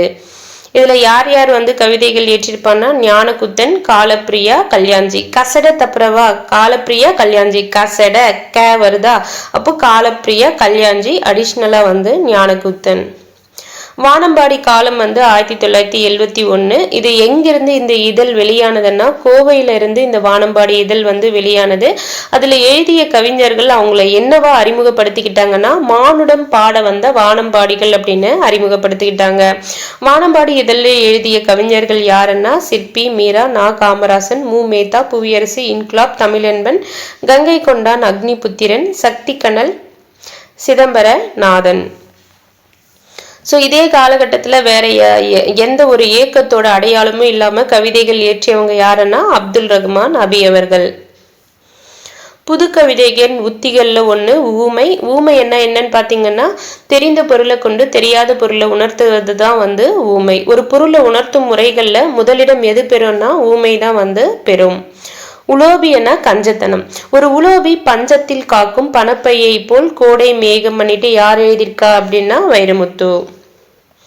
உருவகம்னா ஊமையும் பொருளும் வேறில்லாம ஒன்றே என உணர்த்துவது தான் வந்து உருவகம். வாழ்க்கையும் காவிரி அதிலெங்கும் கிடிக்கூண்டு வார்த்தையே மணல் ஓசையே ஜலம் என் தீராத வேட்கையை குவிக்கும் விரல்கள் பாட்டென்னும் கூண்டொன்று அமைத்தேன் அழகென்னும் கிளியை அழைத்தேன் ஆரெங்கும் கிளி கூண்டு கட்டுவேன் அழகினை அழைப்பேன் நான் என்னாலும் பண்ணிட்டு யார் ஏற்றிருக்கா நான் பிச்சமூர்த்தி. படிமம்னா இமேஜ் அப்படின்ற ஒரு பொருள் வந்து வரும். ஊமை உருவகம் என்பன மேன்மேலும் இறுகிய நிலையில் அமைகிறது தான் படிமம். சேம் டைம் வந்து இந்த படிமத்துல வந்து ஒரு அகக்காட்சி வந்து இருக்கும். பிரமிழ் அவர்கள் தர்ம சிவராமு அவர்கள் விடிவு என்றதன் கீழே வந்து பூமி தோளில் அழகு தேமல், பூமி தோல்ல வந்து அழகு தேமல் கதிர்கள் கமழ்ந்து விரியும் பூ இருளின் சிறகை தின்னும் கிருமி வெளிச்ச சிறகில் மிதக்கும் குருவி. அடுத்து வந்து குறியீடு. குறியீடுன்னா பார்த்தீங்கன்னா ஒரு குறிப்பிட்ட கருத்தை வந்து சொல்றதுக்கு பதிலாக அதுல ஒரு அகக்கருத்தை வந்து தன்னகத்தே மறைமுகமாக கொண்ட சொற்களையோ காட்சிகளையோ வந்து குறியீடாக வந்து சொல்றது தான் வந்து குறியீடு. ஸோ ஒரு கவிதை இருக்குன்னா அதுல வந்து அதுக்குள்ள ஒரு பொருள் வந்து பொதிந்திருக்கும், மறைமுகமா வந்து ஒரு விஷயத்த வந்து சொல்ல வருவாங்க, அதுதான் வந்து குறியீடு. சமரச வேஷமிட்ட குரங்கனிடம் அப்பத்தை பறிகொடுத்த பூனைகள் நாம் அப்படின்ட்டு யார் சொல்றா? அப்துல் ரஹ்மான். இதுல வந்து ஒரு குறியீடு வந்து இருக்கு. அடுத்து வந்து அங்கதம். அங்கதம் என்ற கவிதை எப்படி இருக்கும்னா நகைப்புடன் கூடிய எல்லல் ஆகும். எல்லல்னா ஓட்டுவாங்க இல்லையா, அந்த ஒரு நகைச்சுவையோட கூடிய ஒரு விஷயம்தான் வந்து அங்கதம். குற்றங்களை கடிந்துரைக்காமல் நகைச்சுவையுடன் சுட்டி திருத்த வல்ல திறனுடையது அங்கதம். ஸோ இந்த அங்கதம் பண்ணவே நகைச்சுவை. இதுல வந்து ஒரு குற்றத்தை பத்தி பேசுவாங்க, அது வந்து கடிந்து பேச மாட்டாங்க, நகைச்சுவையோட பேசுவாங்க அப்படின்றத சொல்றாங்க. ஞானகுத்தன். ஞானகுத்தன் வந்து எந்த இதில் வந்து எழுதினாரன்னு பார்த்துருப்போம். கசட தப்புற கல்யாண்ஜி, அதுக்கப்புறம் காலப்பிரியா, அப்புறமா வந்து ஞானகுத்தனன் பார்த்தோம் இல்லையா. ஸோ அவருடைய வரிகள் வந்து கொடுத்திருக்காங்க. திண்ணை இருட்டில் எவரோ கேட்டார், தலையை எங்கே வைப்பதாம் என்று எவனோ ஒருவன் சொன்னான், களவு போகாமல் கையருகே வை. ஸோ இது வந்து என்ன, இது மூலமா என்ன தெரியுது? தலைய கூட எவனாச்சும் களவாண்டிட்டு போயிடுவா, அதுக்காக உன் கை பக்கத்திலேயே தலையை வச்சுக்கோ அப்படின்ட்டு அந்த களவுன்றது ஒன்று இருக்குன்றத இது வந்து ஒரு காமெடியா சொல்லியிருக்காங்க. இதுதான் வந்து அங்கதம் அப்படின்றத குறிப்பிட்டிருக்காங்க. அடுத்து வந்து பாத்தீங்கன்னா முரண். முரணாவே நம்மளுக்கு தெரியும் இல்லையா, இப்போ ஏதாவது ஒன்று சொன்னா அதுக்கு முரணா எதிராக வந்து பேசணும்னா அது முரண்னு சொல்லுவோம். ஒன்றுக்கு ஒன்று எதிரானவற்றை கொண்டு அமைவது தான் முரண் அப்படின்னு சொல்றோம். மரபு கவிதைகள்ல இந்த முரணை எப்படி சொல்றாங்க? முரண் தொடை அப்படின்னு சொல்றாங்க. மரபு கவிதைகள்ல முரணை வந்து முரண் தொடை அப்படின்னு குறிப்பிடுறாங்க. மேத்தா அவர்களுடைய கவிதை வரிகள் வந்து கொடுத்திருக்காங்க பாருங்க. என் கவிதை கை குலுக்கும், காலில் விழாது, உடுத்தி கொள்ளும் போர்த்தி கொள்ளாது அப்படின்ட்டு முரணா வந்து சொல்லியிருக்காரு. யாருன்னா மேத்தா. அடுத்து வந்து பாத்தீங்கன்னா சிலேடை. சிலேடை என்ன நம்மளுக்கு தெரியும், ஒரு சொல் வந்து இரு பொருள்பட வந்து வருவதுதான் வந்து சிலேடை அப்படின்னு சொல்லுவோம். பொதுவாக புதுக்கவிதை சொல் அலங்காரத்தை விரும்புவதில்லை அப்படின்னு சொல்றாங்க. ஆனா சில கவிதைகள்ல வந்து சிலேடை உத்திய வந்து காண முடிகிறது அப்படின்றதையும் குறிப்பிடுறாங்க. ஸோ மீராவினுடைய கவிதை வந்து கொடுத்திருக்காங்க பாருங்க. என்னை எவரெஸ்டாக பார்க்கும் எந்த ஊரின் பார்வையில் என் வீழ்ச்சி மிக பெரிய வீழ்ச்சியே, ஏனினும் அது இயல்பானது, தடுக்க முடியாதது, என் வீழ்ச்சி நீர்வீழ்ச்சியே அப்படின்ட்டு சொல்லியிருக்காங்க. வீழ்ச்சி என்ன? மீரா. வீழ்ச்சி என்ன? வீழ்தல் என்ற பொருள் வந்து வரும். சேம் டைம் வந்து நீர்வீழ்ச்சி என்பது அறிவு. அப்ப இரு பொருள்பட வந்து இந்த கவிதை வந்து அமைஞ்சிருக்கு. அடுத்து பாத்தீங்கன்னா இருண்மை. இருண்மைன்றது எப்படி இருக்கும்னா சொல்லுக்கும் அது உணர்த்த வரும் பொருளுக்கும் இடையே வந்து தொடர்பு வந்து பாத்தீங்கன்னா தெளிவற்று இருக்கும் அப்படின்னு சொல்றாங்க. சேம் டைம் வந்து இந்த கவிதையை படிக்கிறவங்க அவங்களுடைய அறிவுக்கும் உணர்வுக்கும் அனுபவத்திற்கு ஏற்ப ஒவ்வொருவருக்கும் வந்து பொருள் மாறுபடும். அதாவது அந்த ஒரு கவிதையை வந்து ஒவ்வொருத்தர் படிக்கிறப்போ அவங்களுடைய அறிவு உணர்வுக்கு ஏற்ற மாதிரி அந்த கவிதையினுடைய பொருள் வந்து மாறுபடும் அப்படின்னு சொல்றாங்க. நகுலனுடைய வரிகள் வந்து கொடுத்திருக்காங்க பாருங்க. நான் ஒரு உடும்பு, ஒரு கொக்கு, ஒரு ஒன்றுமே இல்லை. இதை வந்து பாருங்க, இப்போ ஒவ்வொருத்தரும் ஒவ்வொரு மாதிரி எடுத்துப்பாங்க. நான் ஒரு உடும்புனா நான் வந்து ஏதாவது ஒன்று பிடிச்சா விடவே மாட்டேன் அப்படின்ற பொருள் வந்து உடும்புக்கு வந்து வரும். ஒரு கொக்கு, ஒரு ஒன்றுமே இல்லை அப்படின்னா ஒரு கொக்குன்னா வாய்ப்புக்காக கொக்கு காத்துட்டு இருக்கோம்னு நம்ம படிச்சிருப்போம்.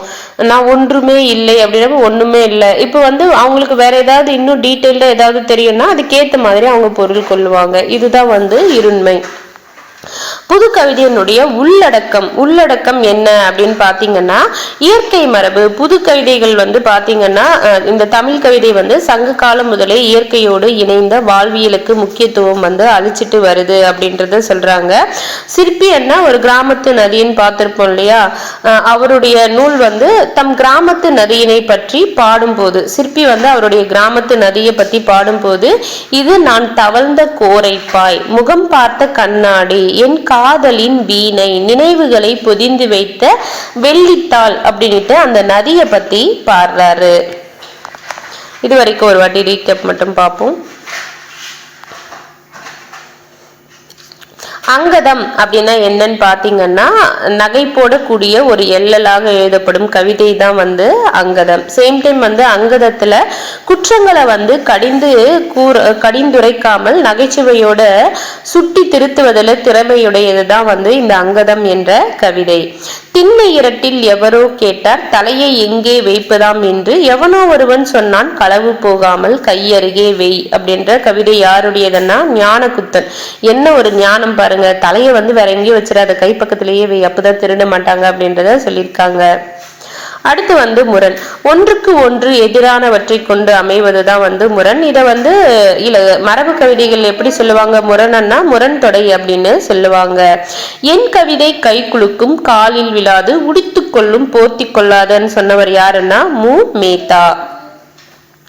சிலேடைன்னா ஒரு சொல் வந்து இரண்டு பொருள் பட வருவதுதான் வந்து சிலேடை அப்படின்னு சொல்லுவோம். மீரா அவர்களுடைய கவிதை வந்து சிலேடைக்கு எடுத்துக்காட்டா கொடுத்திருக்காங்க பாருங்க. என்னை எவரெஸ்டாக பார்க்கும் எந்த ஊரின் பார்வையில் என் வீழ்ச்சி மிகப்பெரிய வீழ்ச்சியே, ஏனினும் இது இயல்பானது தடுக்க முடியாதது, என் வீழ்ச்சி நீர்வீழ்ச்சியே அப்படின்னு யார் சொல்றாங்க, மீரா. வீழ்ச்சி என்ன வீழ்தல், நீர்வீழ்ச்சி என்ன அருவி. இருண்மை என்றது என்னன்னு பாத்தீங்கன்னா சொல்லுக்கும் அது உணர்த்தும் பொருளுக்கும் இடையே வந்து தொடர்பு இல்லாம இருக்கும். படிக்கிறவங்க அவங்களுடைய அறிவு உணர்வு அனுபவத்திற்கு ஏத்த மாதிரி அதனுடைய பொருள் வந்து மாறுபடுறதுதான் வந்து இருண்மை. நான் ஒரு உடும்பு ஒரு கொக்கு ஒரு ஒன்றுமே இல்லை அன்னிட்டு யார் சொல்றா, நகுலன் அவர்கள் வந்து சொல்றாங்க. இயற்கை மரபு அப்படின்னா என்னன்னு பாத்தீங்கன்னா தமிழ் கவிதைகள் சங்க காலம் முதலே வந்து இயற்கையோடு இணைந்த வாழ்வியலுக்கு முக்கியத்துவம் கொடுத்து கவிதைகளை வந்து ஏற்றிருப்பாங்க. ஒரு கிராமத்து நதி என்றது யாருடைய கவிதை என்ன, சிற்பி பாலசுப்ரமணியன் அவருடைய கவிதை. அவர் என்ன சொல்லியிருப்பாரு, அது அங்க இருக்கக்கூடிய நதியை வந்து இது நான் தவழ்ந்து கோரைப்பாய், இது நான் தவழ்ந்த கோரைப்பாய், முகம் பார்த்த கண்ணாடி, என் காதலின் வீணை, நினைவுகளை பொதிந்து வைத்த வெள்ளித்தாள் அப்படின்ட்டு யார் ஏற்றிருக்கா, சிற்பி. அடுத்து வந்து பாருங்க மனித நேயம். தமிழ் கவிதைகள்ல மனித நேயத்துக்கும் வந்து முக்கியத்துவம் கொடுத்திருக்காங்க. இளம்பிறை அவர்கள் வந்து ஏற்றிருக்காரு. என்ன சொல்லியிருக்காருன்னா, ஆட்டுக்குட்டியை மடியில் போட்டு ஈத்தி கொண்டிருக்கிறோம், அது தடவி விடுவோம் இல்லையா, ஈத்தி கொண்டிருக்கும் அம்மாவும் பசுவிற்கு உண்ணி பிடுங்கி நிற்கும் அப்பாவும் படித்ததில்லை உயிர்களிடத்தில் அன்பு வேணும். ஸோ அவங்க வந்து அப்பா அம்மா, நம்மளுடைய அப்பா அம்மா நிறைய எல்லாரும் படிச்சிருப்பாங்க, ஒரு சிலர் படிக்காமலும் இருப்பாங்க. அவங்க வந்து உயிர்கள் கிட்ட அன்பு வேணும்னுட்டு இந்த ஆடு மாடு மேய்க்கிறவங்க படிப்பறிவு இல்லாதவங்க படிச்சிருக்க மாட்டாங்க. இருந்தாலும் அவங்க என்ன பண்ணுவாங்க, அந்த அவங்க வளர்க்கக்கூடிய ஆட்டுக்குட்டியை மடியில போட்டு அதுக்கு வந்து ஈத்தி கொண்டிருக்கும் தலையை வந்து அப்படி கீரி எல்லாம் விடுவாங்க இல்லையா, அப்படி பண்ணுவாங்க. பசுகளுடைய உடம்புல வந்து ஒரு சில அந்த உண்ணி எண்ணிட்டு எல்லாருக்கும் தெரிஞ்சிருக்கும், தெரியலன்னா அந்த கூகுளில் போயிட்டு உண்ணின்னு டைப் பண்ணுங்க, அந்த இமேஜ் வரும். அது வந்து ரத்தத்தை உறிஞ்சி வந்து குடிக்கும் பசுல இருந்து. அதெல்லாம் வந்து அப்பாக்கள் வந்து பிடுங்கி விடுவாங்க. ஸோ இவங்க வந்து எங்கேயுமே போய் உயிர்கள் கிட்ட அன்பு செலுத்தினது படிக்கல, இருந்தாலும் அது பண்றாங்க இல்லையா, இதுதான் மனித நேயம் அப்படின்ற மாதிரி இளம்பிறை அவர்கள் வந்து கவிதை ஏற்றிருக்காரு. ஸோ வந்து இது வந்து நான் இளம் வயதுல இருந்தப்பவே அம்மாவும் அப்பாவும் இது போல உயிர்கள் எடுத்து அன்பு செலுத்தினதை நான் பார்த்தேன், இளம் வயதிலேயே பார்த்தேன், இளம்பிறை என்ற மாதிரி அதை ஞாபகம் வச்சுக்கோங்க. அடுத்து வந்து பாத்தீங்கன்னா அழகியல். கவிதையின் உள்ளடக்கத்தை புரிந்து கொள்வதற்கும் சுவைப்பதற்கும் அழகியல் உணர்வு வந்து தேவை அப்படின்னு சொல்றாங்க. ஸோ ஒரு மொழியினுடைய வெளிப்பாட்டு தரத்தினை மதிப்பிட அழகியல் பதிவுகள் தான் வந்து அடிப்படையானது அப்படின்னு சொல்றாங்க. கல்யாண்ஜியினுடைய கவிதை கொடுத்திருக்காங்க பாருங்க. தினசரி வழக்கமாகிவிட்டது, தபால் பெட்டியை திறந்து பார்த்துவிட்டு வீட்டுக்குள் நுழைவது, 2 நாட்களாகவே எந்த கடிதமும் இல்லாத ஏமாற்றம், இன்று எப்படியோ என்று பார்க்கையில் அசைவற்று இருந்தது ஒரு சின்னஞ்சிறு இறகு மட்டும், எந்த பறவை எழுதியிருக்கும் இந்த கடிதத்தை? அந்த இமேஜ் வந்து கொடுத்துருக்காங்க பாருங்க. டெய்லி வந்து அந்த தபால் பெட்டியை திறந்து பார்க்கறது வழக்கம். 2 நாளா ஒரு கடிதமும் இல்லை. ஆனா இன்னைக்கு வந்து இருந்தது. என்ன இருந்ததுன்னா ஒரு இறகு வந்து இருந்திருக்கு. இந்த இறகு வந்து எந்த பறவை வந்து எழுதியிருக்கோம் இந்த கடிதத்தை அப்படின்ட்டு ஒரு கவிதையை வந்து படைச்சிருக்காரு. ஸோ ஒரு அழகா வந்து அந்த உணர்வை வந்து கவிதையில வந்து படைச்சிருக்காரு இல்லையா? அதுதான் வந்து சொல்றாங்க, அந்த அழகியல் உணர்வு வந்து கவிதைக்கு வந்து தேவை அப்படின்றது. அடுத்து வந்து பாருங்க, பட வீட்டின் தனிமை அன்னிட்டு இந்த அழகியலை மீன் பண்ணி இன்னொரு வரிகளும் வந்து கொடுத்திருக்காங்க. ஒரு ஓவிய வீட்டின் தனிமை அனுபவத்தை அழகுபட பேசுகிறது இக்கவிதை அப்படின்ட்டு. சுவரில் தொங்கும் வரைபட மர நிழலும், சுவர்ல வந்து தொங்கக்கூடிய வரைபடத்தினுடைய மர நிழலும், ஒற்றை குடிசையும் கொஞ்சம் பூக்களும் ஒரு வானமும். ஸோ அந்த அப்படியே அதை காட்சி படித்து பாருங்க. கண்கள் பூக்கள் மீதிருக்க மனம் தேடி போகிறது. கண்கள் வந்து பூக்கள் மீதிருக்க மனம் வந்து தேடி போகிறது வரைபட வீட்டின் தனிமையை அப்படின்ட்டு யார் ஏற்றிருக்கா? சல்மா அவர்கள் வந்து ஏற்றிருக்காங்க. இதுவும் வந்து அழகியல் அந்த அழகுபட வந்து ஒரு கவிதையை வந்து சுவைப்பதற்கு அந்த அழகியல் உணர்வு தேவை அப்படின்றத சொல்றாங்க. ஸோ இந்த பேஜில் ஒரு வாட்டி ரீகேப் மட்டும் பார்ப்போம். இதை ஆட்டுக்குட்டியை மடியில் போட்டு ஈத்து கொண்டிருக்கும் அம்மாவும் பசுவிற்கு உண்ணி பிடுங்கி நிற்கும் அப்பாவும் படித்ததில்லை உயிர்களிடத்தில் அன்பு வேணும் என்றது யாருடையதுன்னா இளம்பிறை.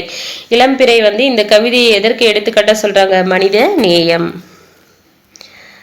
அழகியல்னா கவிதை உள்ளடக்கத்தை புரிந்து கொள்வதற்கும் சுவைப்பதற்கும் வந்து எந்த உணர்வு தேவை அப்படின்னா அழகியல் உணர்வு வந்து தேவை. தினசரி வழக்கமாகிவிட்டது. தபால் பெட்டியை திறந்து பார்த்து விட்டு வீட்டுக்குள் நுழைவது.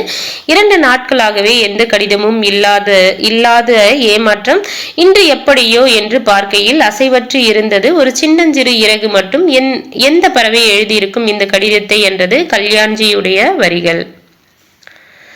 சுவரில் தொங்கும் வரைபட மரநிழலும், ஒற்றை குடிசையும் கொஞ்சம் பூக்களும் ஒரு வானமும், கண்கள் பூக்கள் மீதிருக்க மனம் தேடி போகிறது வரைபட வீட்டின் தனிமையை என்றது யாருடையதுன்னா சல்மா. அடுத்து வந்து பாத்தீங்கன்னா நம்பிக்கை தளிர்கள். வெற்றிக்கு அடித்தளமாக அமைகிறது என்னன்னு பாத்தீங்கன்னா நம்மளுடைய தன்னம்பிக்கை தான். ஒவ்வொரு இலையுதிர் கால வீழ்ச்சிக்கு பின்னாடியும் வந்து பாத்தீங்கன்னா புதிய தளிர்கள் வந்து ஒரு மரத்துல வந்து தோன்றும் இல்லையா? அப்படி தோன்றதுதான் வந்து வசந்த காலம் அப்படின்னு சொல்லுவோம். அதே போல ஒவ்வொரு தோல்விக்கு பின்னாடியும் வந்து வெற்றியினுடைய தளிர்கள் வந்து தலைக்கும் அப்படின்ற நம்பிக்கையை பத்தி பேசக்கூடியதா இந்த இன்குலாப் அவர்களுடைய கவிதை வந்து இருக்குன்றதை குறிப்பிடுறாங்க. புது தளிர்களால் கொண்டாட காத்திருக்கிறது தரு, ஒரு பாடலுடன் வரவிருக்கிறது குயில், உடன் தளர்ந்து விழும் சருகுகளை தொடர்ந்து ஒரு பழுப்பாடை தரித்து என் பயணமும் இலையுதிர் காலம் எனினும் சருகாகவில்லை வேர்கள். ஸோ இலைகள் தான் வந்து பார்த்தீங்கன்னா காய்ந்து சருகாக போயிடும். அந்த மரத்தினுடைய வேர்கள் வந்து சருகாகாது. ஏன்னா அதுதான் ஒரு தன்னம்பிக்கை அப்படின்ட்டு யார் சொல்லியிருக்காங்க? இன்குலாப் அவர்கள் வந்து சொல்றாங்க. ஒரு மரம் வந்து புது தளிர்கள் வரப்போது அது கொண்டாட வந்து காத்துட்டு இருக்கிறது தரு. ஒரு பாடலோட வந்து அந்த மரத்துக்கு என்ன வரும்? ஒரு குயில் வந்து வரும். உடன் தளர்ந்து விழும் சருகுகள் தொடர்ந்து ஒரு பழுப்பாடை தரித்து. பழுப்பாடைன்னா அந்த இந்த மரத்தினுடைய அது மேலே இருக்கக்கூடிய அந்த பட்டை மாறும் இல்லையா? அந்த பழுப்பாடை தரித்து என் பயணமும் இலையுதிர் காலம் எனினும் சருகாகவில்லை வேர்கள் இன்குலாப் அவர்கள் வந்து ஏற்றிருக்காங்க. அடுத்து வந்து பெண்ணுரிமை சார்ந்த கவிதைகள் எல்லாம் படைத்திருக்காங்க. பெண்களுக்கு வழங்கும் மதிப்பில் தான் ஒரு நாகரிக சமுதாயத்திற்கான அளவுக்குள் உள்ளது அப்படின்றத சொல்லியிருக்காங்க. கந்தர்வன் அவர்கள் வந்து சொல்லியிருக்காங்க பாருங்க. நாளும் கிழமையும் நலிந்தோரு கிளை. நலிந்தோரன்னா இந்த வறுமையில இருக்காங்க இல்லையா, அவங்களுக்கு வந்து இது சண்டே நம்ம லீவ் எடுத்துக்கலாம், ரெஸ்ட் எடுத்துக்கலாம் அப்படிலாம் வந்து இல்லை. நல்ல நாள் கெட்ட நாள் அப்படிலாம் எதுவுமே இல்லை. நாளும் கிழமையும் நலிந்தோரு கிளை. ஞாயிற்றுக்கிழமையும் பெண்களுக்கு இல்லைன்னா ஞாயிற்றுக்கிழமையும் பொண்ணுங்க என்ன பண்றாங்க? செய்யறாங்க, சமைக்கிறாங்க, அடிப்படையில் இருக்காங்கன்றதை யார் சொல்றாங்க? கந்தர்வன் அவர்கள் வந்து சொல்றாங்க. ஞாயிற்றுக்கிழமையும் வந்து கந்தல் துணியோட அடுப்பு கிட்ட நிக்கிறாங்க. ஏதாவது இறக்க, இந்த அடுப்பை இறக்க துணி யூஸ் பண்ணோம் இல்லையா, கந்தல் துணியை வச்சு யூஸ் பண்றோம், கந்தர்வன் அப்படின்ற மாதிரி ஞாபகம் வச்சுக்கோங்க. ஞாயிற்றுக்கிழமை பெண்களுக்கு இல்லை எனவே கந்தல் துணி, கந்தர்வன் என்றதை ஞாபகம் வச்சுக்கோங்க. ஏடுகளில் முன்பக்கத்தில் அட்டையில், வீடுகளில் பின்பக்கத்தில் அடுப்பங்கரையில், காசி ஆனந்தன். பெண்கள் வந்து பாத்தீங்கன்னா ஏடுகள்னா புத்தகங்கள், அதனுடைய முன்பக்க அட்டையில வந்து பெண்களை தானே போட்டிருப்பாங்க. அதே போல வந்து வீடுகளுடைய பின்பக்கத்துல அடிப்பங்கரையில பொண்ணுங்க இருப்பாங்க நீட்டு யார் சொல்றாங்க? காசி ஆனந்தன். ஏடுகளின் முன்பக்கத்துலன்னா ஏடுகளின் முன்பக்கத்துலன்னா எல்லாருக்கும் ஆனந்தம் ஆயிரும். அதே வந்து பின்பக்கம் அடுப்பங்கரையில வந்து இருப்பாங்க அப்படின்ட்டு. ஏடுகளின் முன்பக்கம் பண்ணும் போதுவே அந்த புத்தகத்தினுடைய முன்பக்கத்துல பெண்கள் போட்டோ இருந்தா ஹாப்பி ஆயிடுவோம், ஆனந்தம், காசி ஆனந்தன் அப்படின்ற மாதிரி ஞாபகம் வச்சுக்கோங்க. அடுத்த யானை கதை அப்படின்ட்டு ஒன்று கொடுத்துருக்காங்க. முன்னாடி அதாவது இந்த கதையில வந்து பார்த்தீங்கன்னா 3 ஜென்ரேஷன், அதாவது பாட்டி வந்து அம்மாவுக்கு வந்து ஒரு கதை சொல்லியிருப்பாங்க. அந்த அம்மா வந்து இப்போ நான் இருக்கேன், எனக்கு என்னுடைய பாட்டி எங்க அம்மாவுக்கு ஒரு கதை சொல்றாங்க. அந்த கதையில ஒரு யானை வருது. அந்த யானையை வந்து எங்க அம்மா என் கையில வந்து கொடுக்குறாங்க. நான் அதை வந்து கடலுக்கு போறேன். கடல்ல போனப்போ எல்லாமே வந்து அந்த பொம்மை வந்து கரைந்து ஒரு தும்பிக்கை மட்டும் கொண்டு வர்றப்போ வந்து அதுக்கு வந்து 1000 தும்பிக்கைகள் இருக்குன்னுட்டு ஒரு கதையை வந்து சொல்லிட்டு வர்ற அப்படின்ற மாதிரி இருக்கும். முன்பு ஒரு நாள் தன் அம்மா சொன்ன கதைக்குள் இருந்த யானை ஒன்றை என் அம்மா எனக்கு பரிசாக கொடுத்தார். வெகு காலம் கழித்து வெயில் தாழாமல் யானையுடன் கடலுக்கு சென்றேன். மலைமலையாய் அலையெழுப்பி நீருக்குள் புதைந்து புரட்டி கிண்டி கிளறி வெளியே என்னை தூக்கி எறிந்தது கடல். கரைந்து மீந்த பாதி தும்பிக்கையுடன் கடலும் வானமும் ஒன்றாக கலந்து பிளிரியது. சோகத்துடன் திரும்பினேன். ஊரே கூடி என்னை வேடிக்கை பொருளென பார்க்க குழம்பி பின் திரும்பினேன். தெருவெல்லாம் அலையலையாய் என் பின்னே தொடர்ந்து வர கடலில் கரைந்த ஒற்றை யானைக்கு 1000 தும்பிக்கைகள் என என் மகள் ஊருக்கெல்லாம் ஒரு கதை சொல்லி செல்கிறாள் அப்படின்ட்டு யார் எழுதியிருக்காங்க? மாலதி மைத்ரி. விளிம்பி நிலை மாந்தர். விளிம்பி நிலை வந்து பாத்தீங்கன்னா 80களின் பிற்பகுதியில் வந்து தமிழில் விளிம்பி நிலை மாந்தர்களான மக்களுக்கான கவிதைகள் வந்து எழுதப்பட்டன. விடுதலை, சுயமரியாதை மீட்பதற்கான குரல்களாக வந்து இது இருந்தது என்றதை சொல்றாங்க. தேசமெங்கும் இரட்டை வாழிடங்களில் உள்ள விளிம்பி நிலை மாந்தரின் வழிகளை வந்து பதிவு செய்கிறது இந்த கவிதை அப்படின்னு சொல்றாங்க. எட்டாத தொலைவில் நின்று பனையோலைகளில் தேநீர் அருந்துகையில் உதட்டில் இருந்து வலியும் ஜாதியின் வழி காலணிகளற்ற பாதங்களை நனைக்க என் கிராமத்தின் ஓவியம் தன்னை சட்டமிட்டு கொள்கிறது. ஒருபோதும் உறங்காத இரட்டை வாழிடத்தில் அப்படின்ட்டு சுகீர் தாரணி அவர்கள் வந்து குறிப்பிடுறாங்க. இரட்டை வாழிடங்கள்னா இந்த நிறைய விஷயங்களுக்காக ஒரு இடத்துல இருந்து இன்னொரு இடத்துக்கு இடம் பெயர்ந்திருப்பாங்க இல்லையா. அப்புறமா ஜாதி, இந்த இது எல்லாமே வந்து அந்த காலகட்டத்தில் 80களில் பெருசாவே இருந்தது. அப்படி போனவங்க வந்து அவங்க வருந்தக்கூடிய விஷயத்த கவிதையா வந்து இங்க கொடுத்திருக்காங்க. யாருன்னா சுகீர் தராணி. ஸோ அது வந்து பார்த்துக்கோங்க. எட்டாவது தொலைவில் நின்று பனை ஓலைகளில் தேநீர் அருந்துகையில் உதட்டிலிருந்து வலியும் ஜாதியின் வலி காலணிகளற்ற பாதங்களை நனைக்க என் கிராமத்தின் ஓவியம் தன்னை சட்டமிட்டு கொள்கிறது. ஒருபோதும் உறங்காத இரட்டை வாழிடத்தில் அப்படின்ட்டு சுகித் தராணி அவர்கள் வந்து சொல்லியிருக்காங்க. ஸோ இதில் இந்த பேஜில் முக்கியமானதுன்னு பார்த்தீங்கன்னா நம்பிக்கை தளிர்கள். புது தளிர்களால் கொண்டாட காத்திருக்கிறது தரு. ஒரு பாடலுடன் வரவிருக்கிறது குயில். உடன் தளர்ந்து விழும் சருகுகளை தொடர்ந்து ஒரு பழுப்பாடை தரித்து என் பயணமும் இலையுதிர் காலம் ஏனினும் சருகாவதில்லை வேர்கள் அன்னிட்டு யார் சொல்றாங்க? இன்குலாப். நாளும் கிழமையும் நலிந்தோருக்கில்லை, ஞாயிற்றுக்கிழமையும் பெண்களுக்கில்லைன்னு சொன்னவர் கந்தர்வன். ஏடுகளில் முன்பக்கத்தில் அட்டையில், வீடுகளில் பின்பக்கத்தில் அடுப்புங்கரையில் சொன்னது காசி ஆனந்தன். யானை கதை. முன்பு ஒரு நாள் தன் அம்மா சொன்ன கதைகளில் இருந்த யானை ஒன்றை என் அம்மா எனக்கு பரிசாக கொடுத்தால். வெகு காலம் கழித்து வெயில் தாழாமல் யானையுடன் கடலுக்கு சென்றேன். மலைமலையாய் அலை எழுப்பி நீருக்குள் புதைந்து புரட்டி கிண்டி கிளறி வெளியே என்னை தூக்கி எறிந்தது கடல். கரைந்து மீந்த பாதை பாதி தும்பிக்கையுடன் கடலும் வானமும் ஒன்றாக கலந்து பிளிரியது. சோகத்துடன் திரும்பினேன், ஊரே கூடி என்னை வேடிக்கை பொருளென பார்க்க. குழம்பி பின் திரும்பினேன், தெருவெல்லாம் அலையலையாய் என் பின்னே தொடர்ந்து வர. கடலில் கரைந்த ஒற்றை யானைக்கு 1000 தும்பிக்கைகள் என என் மகள் ஊருக்கெல்லாம் ஒரு கதை சொல்லி செல்கிறாள் அப்படின்ட்டு யார் எழுதியிருக்கா? மாலதி மைத்ரி. எட்டாத தொலைவில் நின்று பனையோலைகளில் தேநீர் அருந்துகையில் உதட்டிலிருந்து வலியும் ஜாதியின் வழி காலணிகளற்ற பாதங்களை நனைக்க என் கிராமத்தின் ஓவியம் தன்னை சட்டமிட்டுக் கொள்கிறது. ஒருபோதும் உறங்காத இரட்டை வாழிடத்தில் என்றது யாருடைய கவிதை என்ன? சுகீர் தரானி. சுகீர் தரானி. அடுத்து பாத்தீங்கன்னா திருநங்கையர். திருநங்கையர்களுக்கானிட்டும் கவிதைகள் எழுதியிருக்காங்க. நா. காமராசன் அவர்கள் என்ன எழுதியிருக்காருன்னா, சந்திப்பிலை என்ற தலைப்பின் கீழே காலமலை தூரலிலே கலையாய் பிறப்பெடுத்தோம். யாரு? திருநங்கைகள். ஒரு கலப்பு செடி மாதிரி கலையாய் பிறப்பெடுத்தும் தாய்ப்பாலின் சரித்திரத்தில் சதிராடும் புதிரானும் விதை வளர்த்த முள்ளானும் விளக்கின் இருளானும் சந்திப்பிழை போன்ற சந்ததி பிழை நாங்கள் காலத்தின் பேரேட்டை கடவுள் திருத்தட்டும் அப்படின்ட்டு நா. காமராசன். ஸோ நம்மளுக்கு காமராஜ் ஐயா தெரியும் இல்லையா? அவரே திருநங்கைகள் பத்தி ஒரு கவிதை எழுதியிருக்காரு அப்படின்ற மாதிரி நா. காமராசன் அவர்களை ஞாபகம் வச்சுக்கோங்க. அடுத்து அவங்கள பத்தி இன்னொரு கவிதை, உனக்கு தெரிவதில்லை அப்படின்னுட்டுல யார் எழுதியிருக்காங்கன்னா, லிவிங் ஸ்மைல் வித்யா.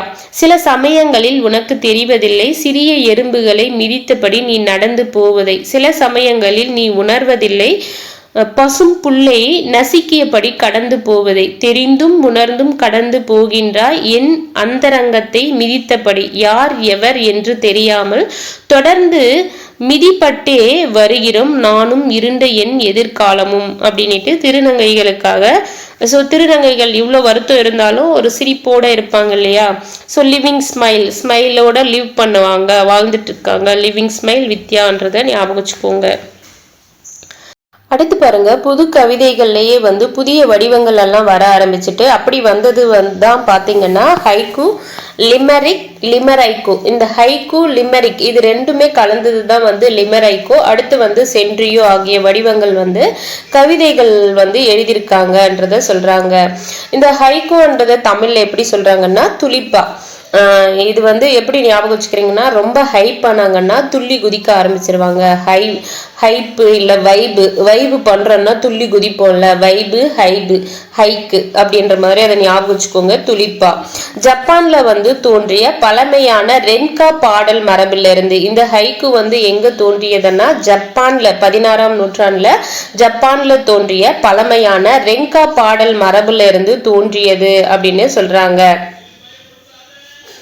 ஹைக்கு அந்த ஜப்பானிய பழைய மரபான ரென்கா கவிதையிலிருந்து உருவானது.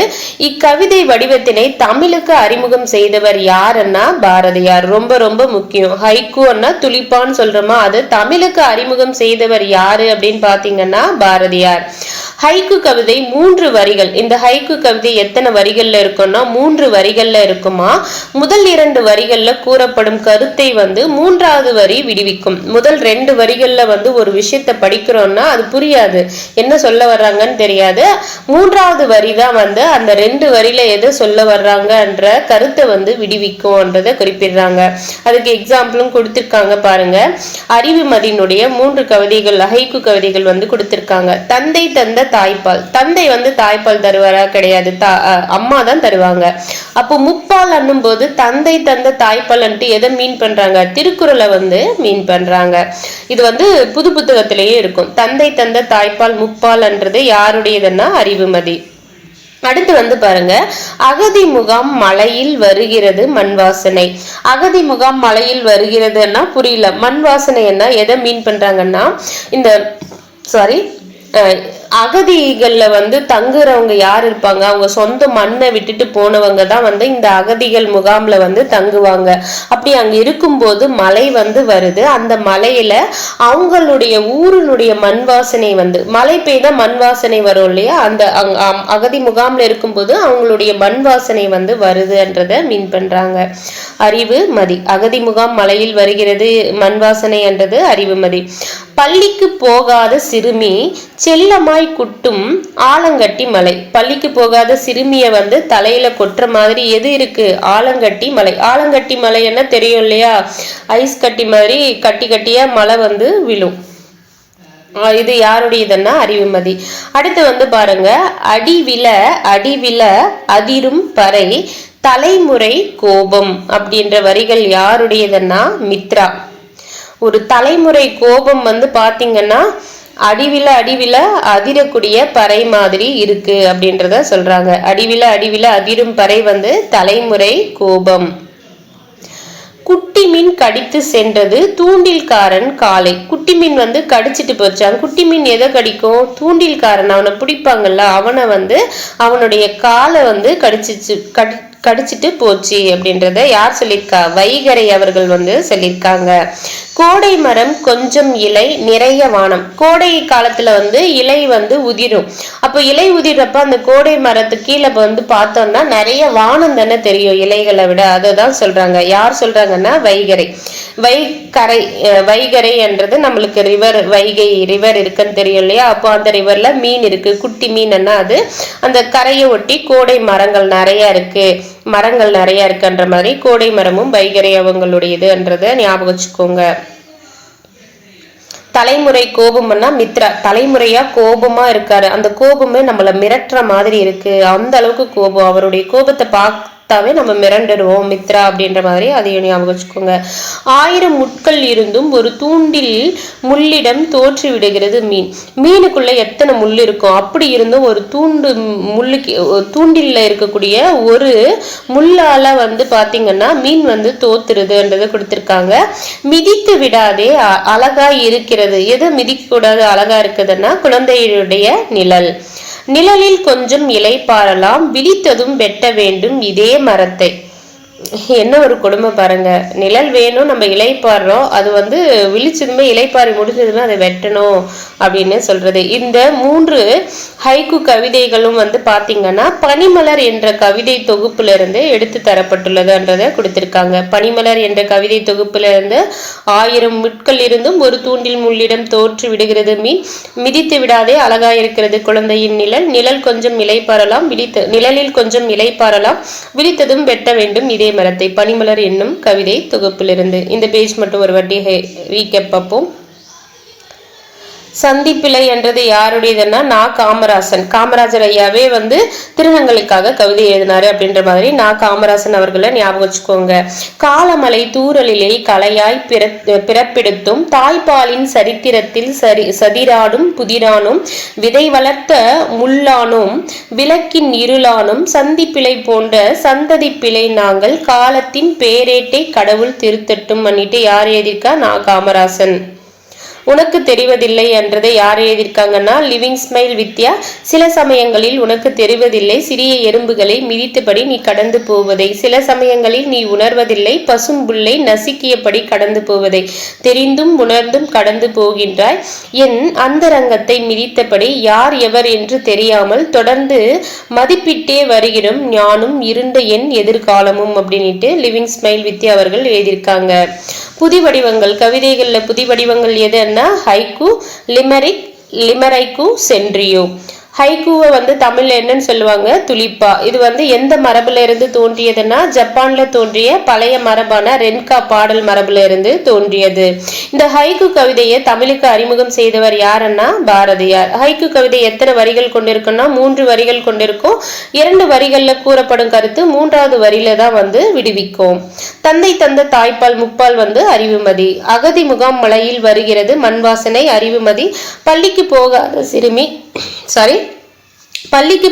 சிறுமி செல்லமாய் குட்டும் ஆலங்கட்டி மலை வந்து அறிவுமதி. அடிவில அதிரும் பறை தலைமுறை கோபம் என்றது மித்ரா.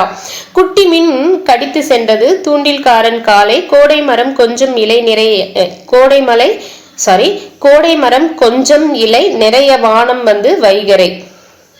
1000 முட்கள் இருந்தும் ஒரு தூண்டில் முள்ளிடம் தோற்றுவிடுகிறது மீன் வந்து பனிமலர் என்ற கவிதை தொகுப்பு.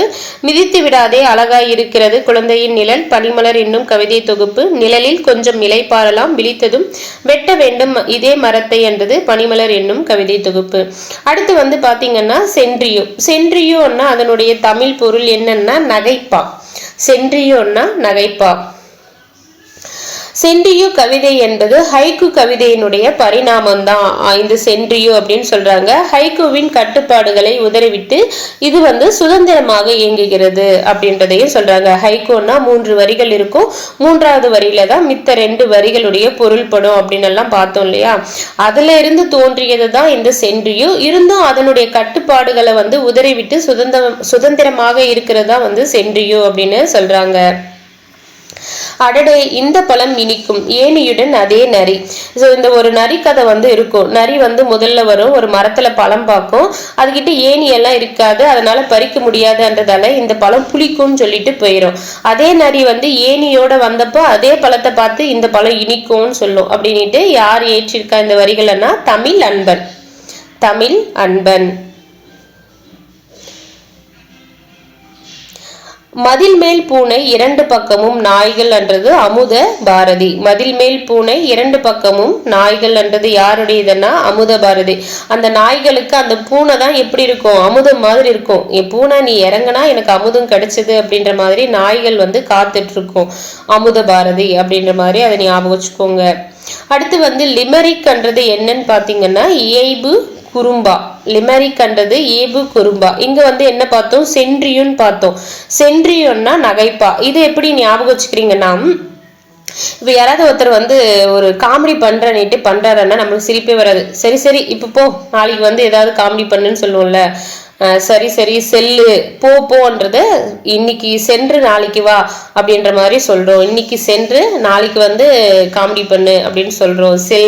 சென்றுன்றது சென்ட்ரியோ அப்படின்ற மாதிரி ஞாபகம் வச்சுக்கோங்க. நாளைக்கு வந்து காமெடி பண்ணு, காமெடி என்ன நகைப்பு, நகைப்பா அப்படின்ற மாதிரி அதை ஞாபகம் வச்சுக்கோங்க. இந்த ஏபு குறும்பா வந்து லிமரிக். ஒரு குறும்பு பண்றோம்னா கூட ஒரு லிமிட்டோட தான் பண்றோம். லிமரிக் லிமிட்டோட தான் பண்றோம். லிமரிக் குறும்பு பண்ணாலும் ஒரு லிமிட்டோட பண்ணோம். அதே குறும்புத்தனம் அதிகமாக வச்சுன்னா அவங்களுக்கு வந்து நம்ம மேலே கடுப்பாயிருவாங்க. அப்போ குறும்பு பண்ணாலும் லிமிட்டோட. அப்போ ஏபு குறும்பான்னா லிமரிக் லிமிட்டோட பண்ணுறோம். லிமரிக் அப்படின்ற மாதிரி அதை ஞாபகம் வச்சுக்கோங்க.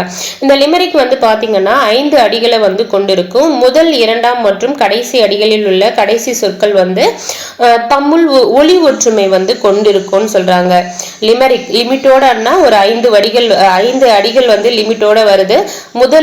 முதல் அடி, 2வது அடி, கடைசி அடி 5வது அடி வந்து ஒளி ஒற்றுமை வந்து இருக்கும் அதனுடைய இறுதியில கடைசி சொற்கள்ன்றத சொல்றாங்க. சேம் டைம் வந்து இந்த லிமரிக் வந்து பாத்தீங்கன்னா நகைச்சுவை எல்லல் ஆகிய கூறுகளை கொண்டமை. ஈழத்து கவிஞர் மகாகவியின் லிமரிக். மகாகவின்னா பாரதியாரன்னு போட்டுக்கூடாது. இங்க பாருங்க, ஈழத்து கவிஞர், ஈழத்தன்னா ஸ்ரீலங்கா, அங்க கவிஞர் மகாகவியினுடைய லிமரிக் கவிதை வந்து கொடுத்திருக்காங்க. முத்தெடுக்க மூழ்குகின்றான் சீலன், முன்னாலே வந்து நின்றான் காலன். சீலன் காலன் 2வதுல ஃபர்ஸ்ட் லைனும் 2வது லைனும் எண்டிங் வந்து ரைமிங்ல வருதா. அப்படியே கடைசி லைன் பாருங்க, பொத்தி வைத்தான் போனான் முச்சூலன், அதுவும் வந்து ரைமிங்ல வந்திருக்கு. அப்போ வந்து இது வந்து லிமரிக். அடுத்து வந்து பாருங்க, முத்தெடுக்க மூழ்கின்றான் சீலன், முன்னாலே வந்து நின்றான் காலன், சத்தமின்றி வந்தவனின் கைத்தளத்தில் 10 முத்தை பொத்தி வைத்தான் போனான் முச்சூலன். ஸோ இந்த என்ன சொல்றாங்க, காலன் அண்ணா யமன், முத்தெடுக்க போனவன் முன்னாடி யமன் வந்து நிக்கிறாராம். யமனுக்கு என்ன பண்றாரு, லஞ்சம் வந்து கொடுக்குறாரு. என்னவா, 10 முத்துக்களா வந்து கையில வந்து பொத்தி வைத்தான். கையில கொடுத்து அந்த கையை வந்து பொத்தி வைத்து போனானா யாருன்னா முச்சூலன் அப்படின்றத இந்த நகைச்சுவையோட கொண்டிருக்கு சொல்லியிருக்காங்கன்றத குறிப்பிடுறாங்க. இங்க வந்து ஊழல் வந்து இப்படி யமனுக்கே வந்து லஞ்சம் கொடுத்தாங்கன்றது நையாண்டித்தனமா வந்து இந்த கவிதையில சொல்லியிருக்காங்கன்றதையும் குறிப்பிடுறாங்க. இது யாருடைய கவிதைன்னா ஈழத்து கவிஞர் மகாகவி. அடுத்து வந்து பாத்தீங்கன்னா ஏய்பு துளிப்பான்னா லிமரைக்கு, ஹைகோன்னா துளிப்பான்னு பார்த்தோம். அதே வந்து லிமரிக்கன்னா குறும்பு, ஈபு குறும்புன்னா லிமரிக்.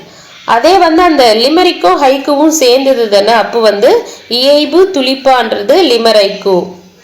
ஹைக்கு கவிதையின் மூவடி எல்லையும் லிமரிக் கவிதையின் இயல்பையும் கொண்டதுதான் வந்து லிமரைக்கு அப்படின்னு சொல்றாங்க.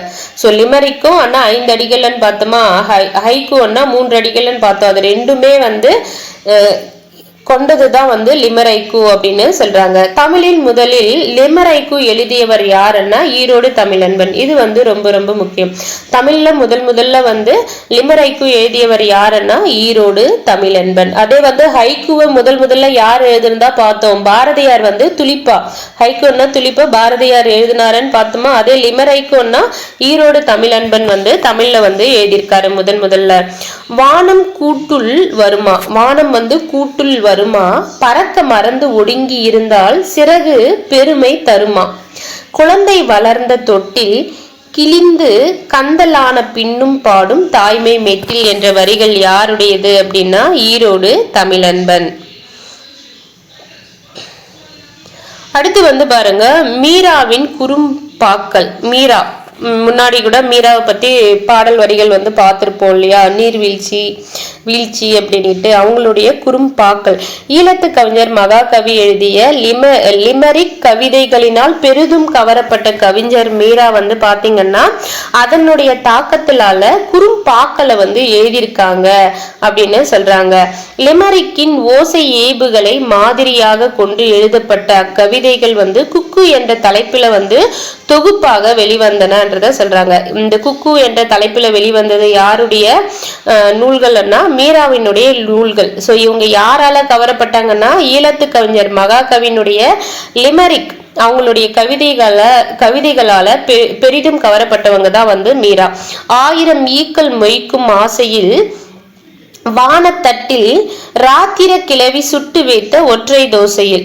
1000 ஈக்கள் மொய்க்கும் ஆசையில் வானத்தட்டுன்னா வானத்துல வந்து பாத்தீங்கன்னா நிலா வந்து இருக்கும் இல்லையா, அந்த நிலாவை வந்து 1000 ஈக்கள்ன்றது நட்சத்திரங்கள் வந்து மொய்க்கிற மாதிரி இருக்கு. அந்த நிலா தான் தோசை, ஒற்றை தோசை அப்படின்ற மாதிரி இது சொல்றாங்க.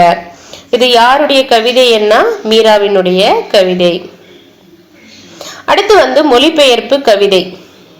மராத்திய கவிதையை வந்து பாத்தீங்கன்னா தமிழ்ல வந்து மொழிபெயர்ப்பு வந்து செஞ்சிருக்காங்க. என் பசி என்ற தலைப்பின் கீழே ஒத்துக்கொள்கிறேன், நான் உன் அடிமை என்பதை உணர்ந்து கொண்டேன், இழந்து போன என் உரிமைகளை நானே வலிய வந்து ஏற்றுக்கொண்டு விட்டேன், என் சுதந்திரம் பறிக்கப்பட்டதை, என்னை கட்டி போட்டு இருக்கும் சங்கிலியின் மறுமுனை உன் வசம், நீ ஆட்டுகிறாய், என்னை ஆட்டி விற்கிறாய், காட்சிப்படுத்துகிறாய், என்னை காட்சி பொருளாக்கும் கண்காட்சிகளை என் சம்மதத்துடனேயே அரங்கேற்றுகிறாய், என்னை விடுவிக்க என் மீது கொண்ட அபரிதமான உன் காதலால் கூட என் கட்டுகளை அவிழ்க்கும் நாட்களை பற்றி பேசாதே, கெட்டுப்போன எச்சில் பருக்கையை என் தட்டில் பரிமாற காத்திருக்கும் ராட்சத கைகள் என்ன செய்யட்டும், இருந்து விட்டு போகிறேன், எனக்கு மட்டுமேயான அடிமையாக களைத்து போய்விட்டேன், கண்டவர்கள் கால்களை எல்லாம் நக்கி நக்கி வறண்டு போய்விட்டது என் நாக்குகள், அதில் பிறக்கும் என் வார்த்தைகள் வலிமை குன்றுவிட்டன,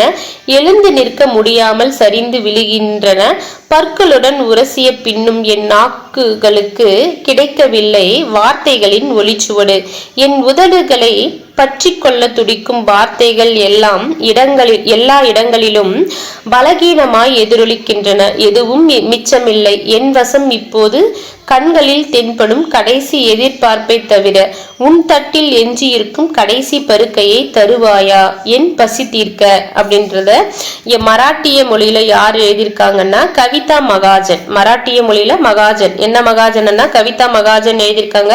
இதை தமிழ்ல மொழிபெயர்த்தவங்க யாருன்னா புதிய மாதவி அவர்கள். சோ மராட்டிய கவிதைய மாதவி மகாஜன் அவர்கள் எழுதியிருக்காங்க, மாதவி தமிழ்ல மொழிபெயர்த்திருக்காங்க. என்ன மாதவி, புதிய மாதவி என்றதை ஞாபகம் வச்சுக்கோங்க. இவ்வாறாக தமிழ் கவிதை வந்து தன் ஆதி மரபுல இருந்து இன்றைய நவீனம் வரை உன்னதமான வெளிப்பாட்டுடன் வளர்ந்து வருகிறது என்றதை சொல்லி முடிச்சிருக்காங்க. இது வரைக்கும் ஒரு வாட்டி ரீகேப் பார்த்துருவோம். சென்ட்ரியோன்னா நகைப்பு, சென்ட்ரியோன்னா நகைப்பா, சாரி சென்ட்ரியோன்னா நகைப்பா. சென்ட்ரியோ கவிதை என்பது ஹைக்கு கவிதையினுடைய ஒரு பரிணாமம். அடடே இந்த பழம் இனிக்கும் ஏனியுடன் அதே நரி என்றது தமிழன்பன். மதில் மேல் பூனை இரண்டு பக்கமும் நாய்கள் என்றது அமுத பாரதி. லிமரிக் என்றது தமிழ்ல எப்படி சொல்லுவாங்க, ஏபு குறும்பா. லிமரிக் என்றது ஏபு குறும்பா. 5 அடிகளை வந்து கொண்டிருக்கும். முதல் 2ஆம் மற்றும் கடைசி அடி 5ஆம் அடி வந்து ஒலி ஒற்றுமை வந்து கொண்டிருக்கும் கடைசி சொற்கள்ல. லிமரிக் வந்து பாத்தீங்கன்னா நகைச்சுவை எல்லல் ஆகிய கூறுகளை கொண்டதாக வந்து இருக்கும். ஈழத்து கவிஞர் மகாகவியினுடைய லிமரிக் கவிதை வந்து பாத்தீங்கன்னா முத்தெடுக்க மூழ்குகின்றான் சீலன், முன்னாலே வந்து நின்றான் காலன், சத்தமின்றி வந்தவனின் கை தளத்தில் 10 முத்தை பொத்தி வைத்தான் போனான் முச்சூழன் என்றது யாருடையதுன்னா ஈழத்து கவிஞர் மகாகவியின் லிமரிக் கவிதை. லிமர் ஐக்குவை வந்து தமிழ்ல என்னன்னு சொல்லுவாங்க, ஏய்பு துளிப்பா அப்படின்னு சொல்லுவாங்க. ஐக்கு கவிதையினுடைய மூவடி எல்லையும் லிமரக் கவிதையின் ஏய்பும் கொண்டதுதான் வந்து இந்த லிமர் ஐக்கு. ஸ்டார்டிங்லவே சொன்னேன் இல்லைங்களா, ஐக்குவும் லிமரிக்கும் ரெண்டுமே கலந்த கலவை தான் லிமர் ஐக்கு அப்படின்ட்டு. பேரே வந்து பாருங்க அது ரெண்டும் கலந்த மாதிரி தான் இருக்கும். தமிழ்ல முதல்ல லிமர் ஐக்குவை எழுதியவர் யாருன்னா ஈரோடு தமிழன்பன். அதே வந்து ஹைக்குவை வந்து தமிழ்ல முதல்ல எழுதியவர் யாருன்னா பாரதியார். வானம் கூட்டுள் வருமா, பறக்க மறந்து ஒடுங்கி இருந்தால் சிறகு பெருமை தருமா, குழந்தை வளர்ந்த தொட்டில் கிழிந்து கந்தல் ஆன பின்னும் பாடும் தாய்மை மெட்டில் என்றது யாருடைய வரிகள்னா ஈரோடு தமிழன்பன். மீரா வந்து யாருடைய கவிதைகளால் பெரிதும் வந்து கவரப்பட்டாங்கன்னா ஈழத்து கவிஞர் மகாகவி எழுதிய லிமரிக் கவிதைகளால் பெரிதும் வந்து கவரப்பட்டார். லிமரிக் ஓசை ஏவுகளை மாதிரியாக கொண்டு மீரா அவர்கள் வந்து என்ன தலைப்புல தொகுப்பாக கவிதைகளை வெளியிட்டாங்கன்னா குக்கு. 1000 ஈக்கள் மொய்க்கும் ஆசையில் வானத்தட்டில் ராத்திர கிளவி சுட்டு வைத்த ஒற்றை தோசையில் என்றது மீராவுடைய கவிதை.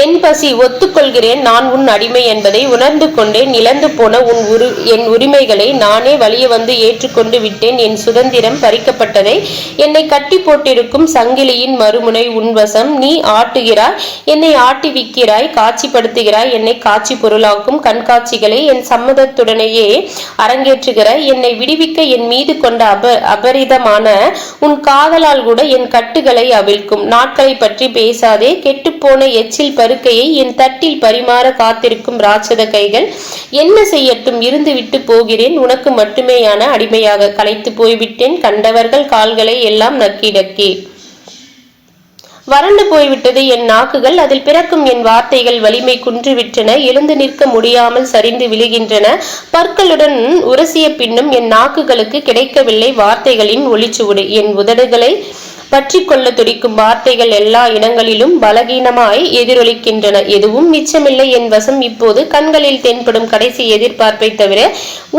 உன் தட்டில் எஞ்சி இருக்கும் கடைசி பருக்கையை தருவாயா என் பசி தீர்க்க அப்படின்ற கவிதையை மராத்திய மொழியில யார் எழுதினாங்கன்னா கவிதா மகாஜன். அது தமிழ்ல மொழிபெயர்த்தவங்க யாருன்னா புதிய மாதவி. இதோட வந்து இந்த பாட்டு வந்து முடியுது. அடுத்த பாட்டு வந்து பாத்தீங்கன்னா நாட்டுப்புற பாடல்கள் பத்தி கொடுத்திருக்காங்க. இது தனி வீடியோவா பார்ப்போம். தேங்க்யூ.